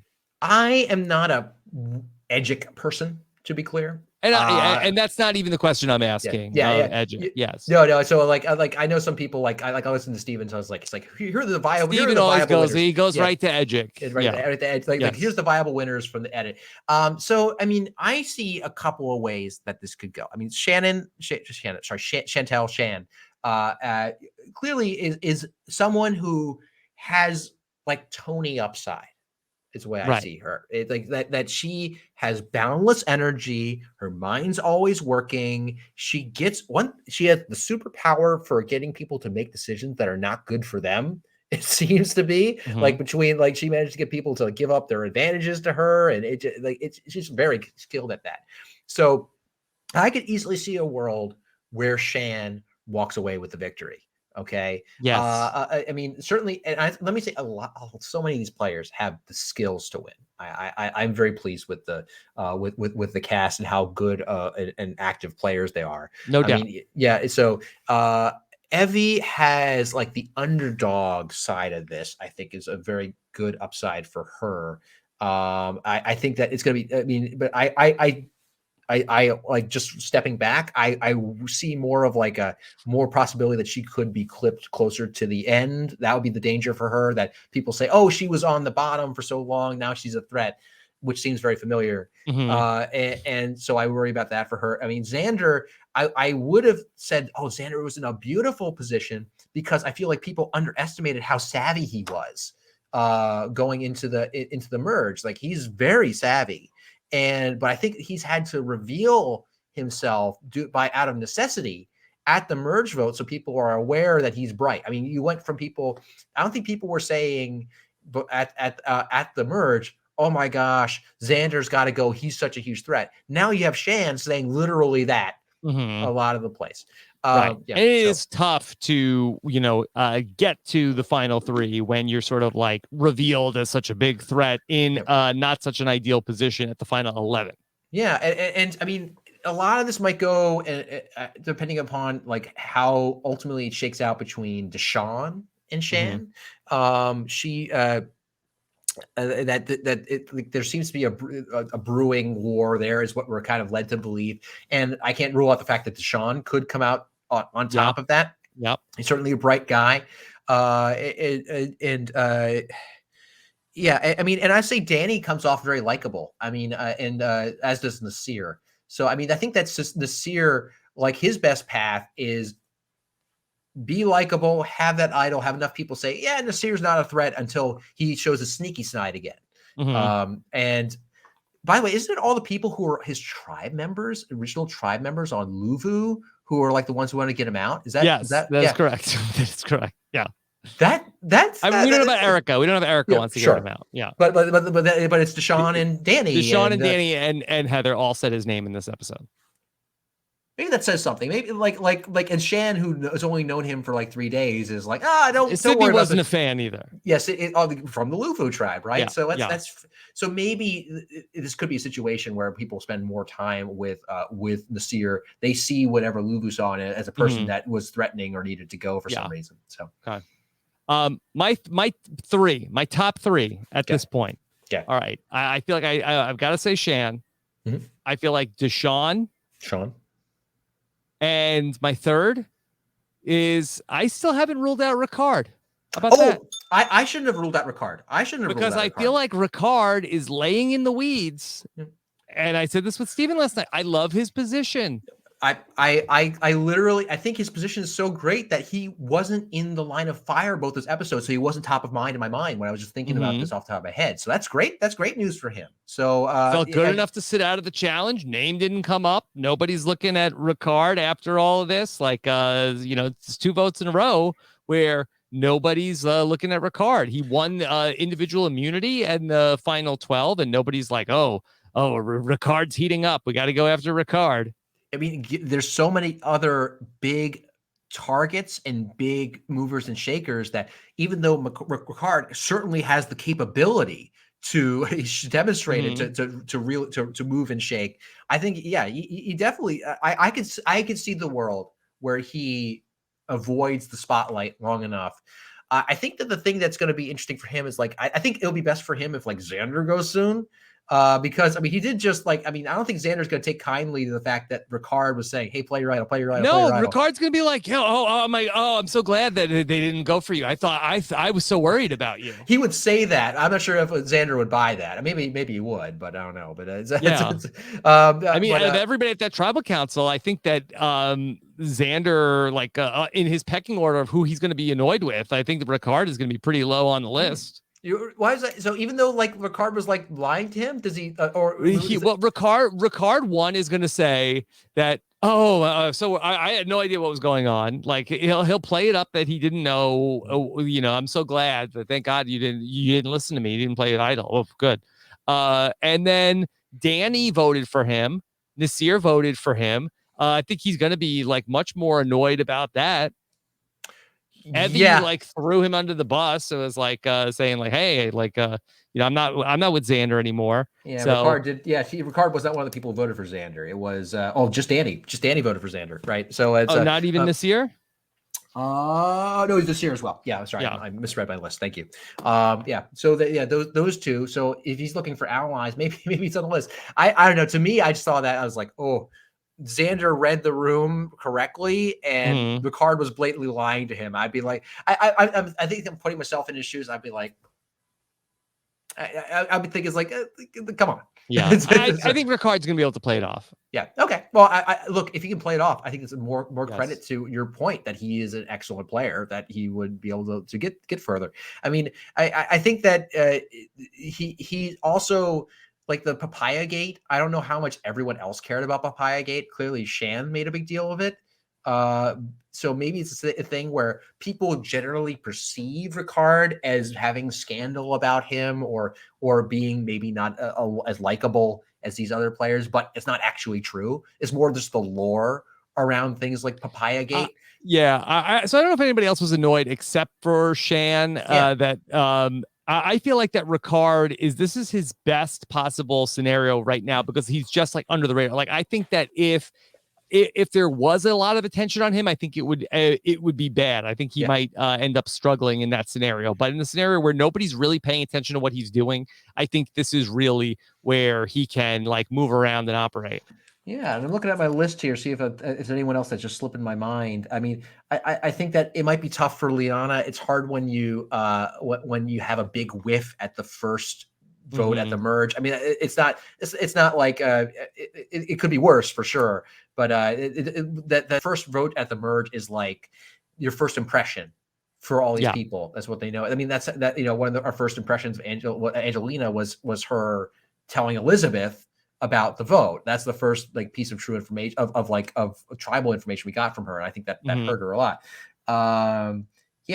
So looking at the list, by the way, Danny is on track to be, I think, one of the better performing NFL players in maybe since is he about to pass Steve Wright? Steve Wright. Well, Steve Wright, probably soon. Steve Wright. We have Tyler Fredrickson. I think it's feels like the seventh place feels like that's around the ceiling for the NFL players. Yeah, and to be clear to all the fans out there, I'm talking about first-time NFL players, not second-time Brad Culpepper and Gary Hogan. That's true. That's true. And Taj, wife of NFL player, right? And Taj, of course, and Gary Hogaboom, I believe, got all the way at seventh place in Guatemala. So if he can get to sixth, that would be huge. Yes, and I think that he has that upside for sure. So for sure. I think so. So, and I love his demeanor around camp. Even though I like how calm he generally seems in these. Except when they break an hourglass. These are the glass. Oh yeah. So was that in the exit interview? Was that what that comes from? Again, that was from, Sydney. And again, maybe not a reliable narrator. Yeah. But Sydney claimed that Danny really laid into Jeff Probst about how this was unfair. I love that. From his perspective, like one of his strengths, I'm assuming as an NFL player, is that these challenges is something he could beast through. Right. And he does exactly that and is punished for it. Mhm. That I could empathize with that. Yeah. Not the beasting through challenges. Yeah, the beast mode. Yeah. So Christian, anything else Survivor 41 that you want to mention here today? So, I see. I covered my game theory lecture. That's good. I prepared for wonderful. that. Thank you very much. Let's see. And what's going on to? Oh, that's right. That's my robotics notes. I apologize. See, so overall, I was to chart like the whole season, the whole Survivor 41 phenomenon. I think that there is great upside here. I mean, yes, I just out of fairness, I can't say I did not a turn back time fan. I wish that they would tone down the number of advantages just because I want to make sure I can let the Predators breathe a bit more. But overall, like, cast is stellar. That's making the show. That's almost the most important thing you can have on the show, I think, is the cast. Be great. And in addition, the editing techniques that they're using, I think, have a ton of potential and are good right now. I mean, some of these moments I am on the edge of my seat, and those are the one I'm enjoying it most. And even the challenges. I talked before about some of the taboos they used to break. Like, one thing they never really did was have a confessional during a challenge. Very, very, very, rarely. Yeah. Very rarely. Whereas Big Brother, that's basically how they run challenges. They have people talk through them, right? I've seen enough of those to know that. So I was always worried if they go in that direction. But the way that they did it, it's not about explaining how the challenge works with a confessional because Julie's not there or something. But it's because they're telling the story of the challenge, and that challenge where Luvu tried to throw it, and the Seer just came in clutch and won it. That was thrilling. That was riveting, and it was best when told in this way. So them experimenting with the storytelling format is really good, and the flashbacks. I mentioned things like it's similar to the show The Genius, which I highly recommend to anyone who loves emergent Survivor gameplay. It's great. There's the Genius Know-It-Alls on the RHAP as a podcast, right? Yes. And from many years ago. And they did the flashbacks of that really effectively. But one of the things in that show that it became a format that they had to do a flashback like every episode, and they flashback to something mundane, and you'd be like, okay, what's the point of that? But Survivor doesn't have to do that. They can just do it selectively when there's something really interesting. So there is potential, like the Genius style upside, which I love, that the Survivor could add in there. I think there's a lot of potential there. Yeah. All right, Christian, you've done it again. Well, thank you. Incredible job talking about Survivor 41. Do you have any plans? Will you cut your hair again at any point? I don't. The hair. Yeah, I'm not sure. It's honestly just kind of kept growing. I mean, over quarantine, and I've never had a hairstyle other than the hair I've had my whole life. Yeah. So I actually did have it cut and styled a little bit. Just so it keep it at a reasonable length and figure out what to do with it. But it's nice to try out a new look every once in a while.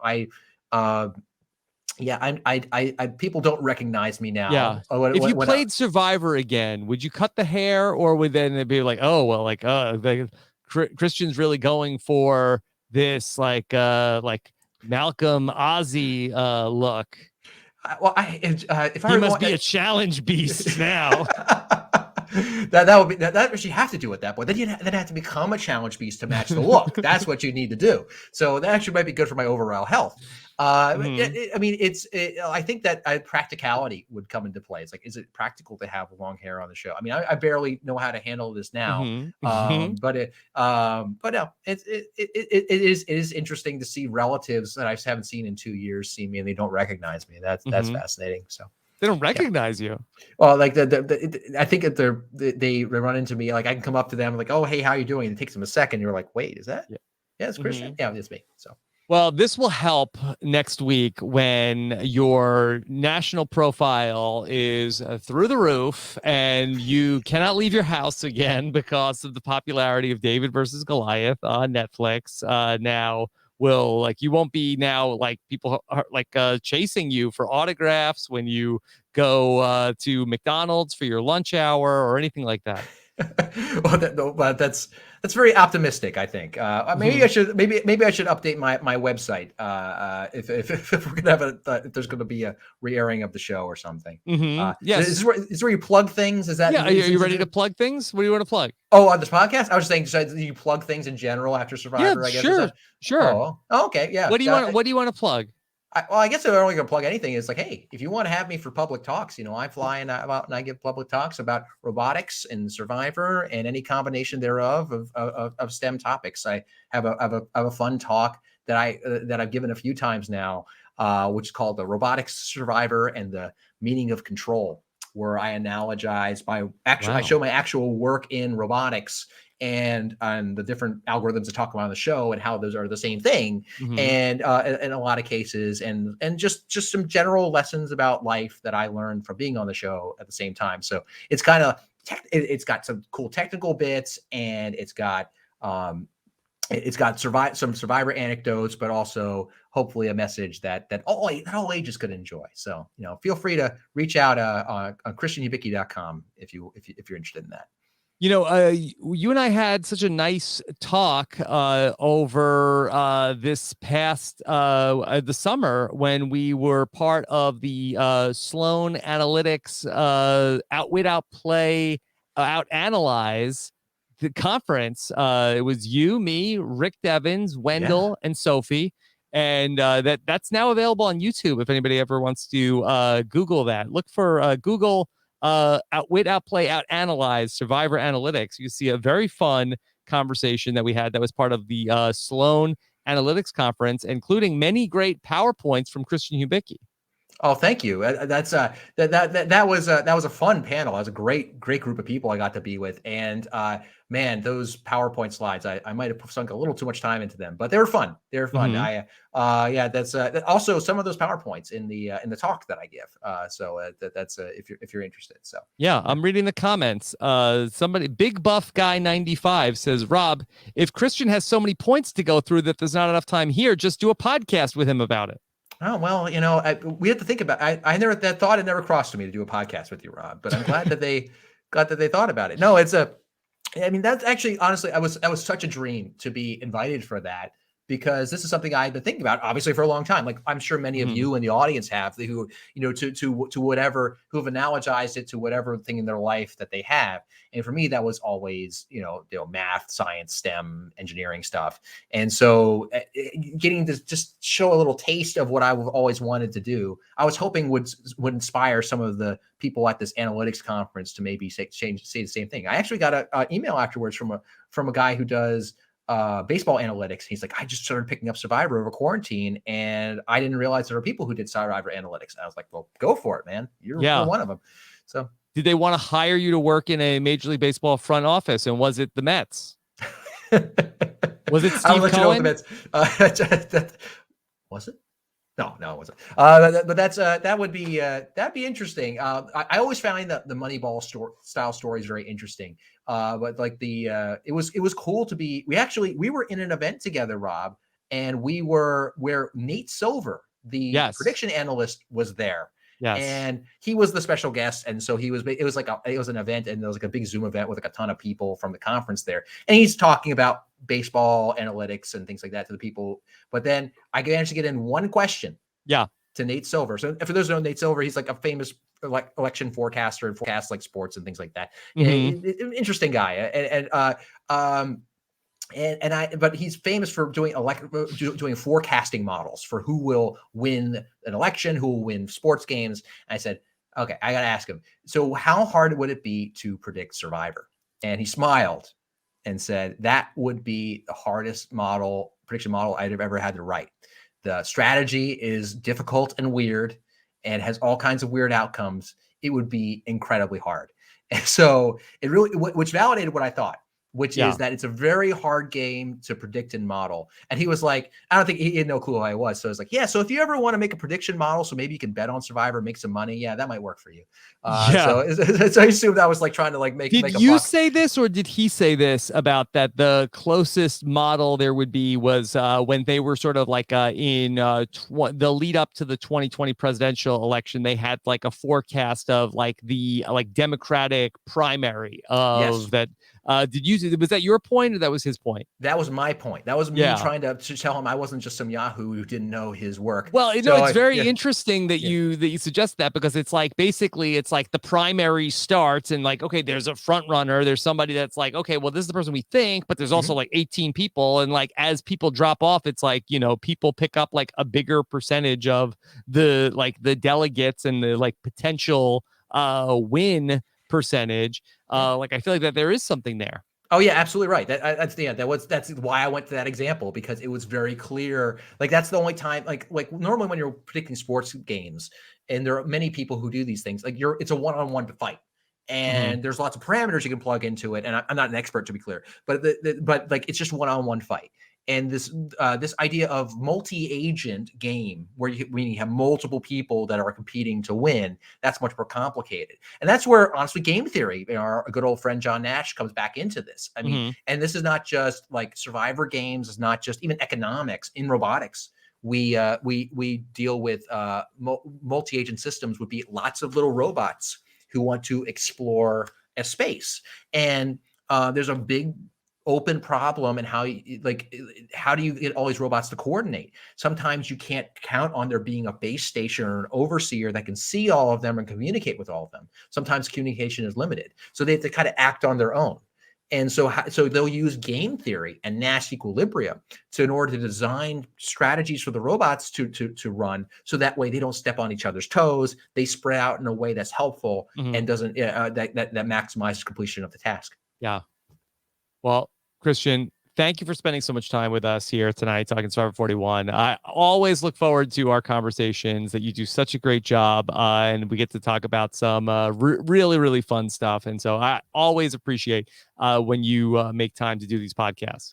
Oh, thank you so much, Rob. And honestly, it is truly, thank you so much for the invitation. I'm being honest when I say that, like today, I was thinking about a couple of years ago, if I was listening to a podcast and said, and we have Christian Hubicki coming on our podcast today, I would have pinched myself. This is cool. I like to realign myself every once in a while. Be like, how cool was that? So thank you so much, Rob. Well, yeah, and I appreciate you saying that. And I just want to say, like on the record, that I just think that you're one of the greatest guys, and such a great friend. And I really appreciate you and everything that you do. And you know, you've always been so good to me. And, you know, I really appreciate it. I just think that, you know, you're, one of the all-time greatest. So thank you so much again, Christian. Thank you, Rob. It really means a lot. Thank you. All right, Christian. We'll talk to you again soon. Okay. Thank you. You talk soon. Look forward to it.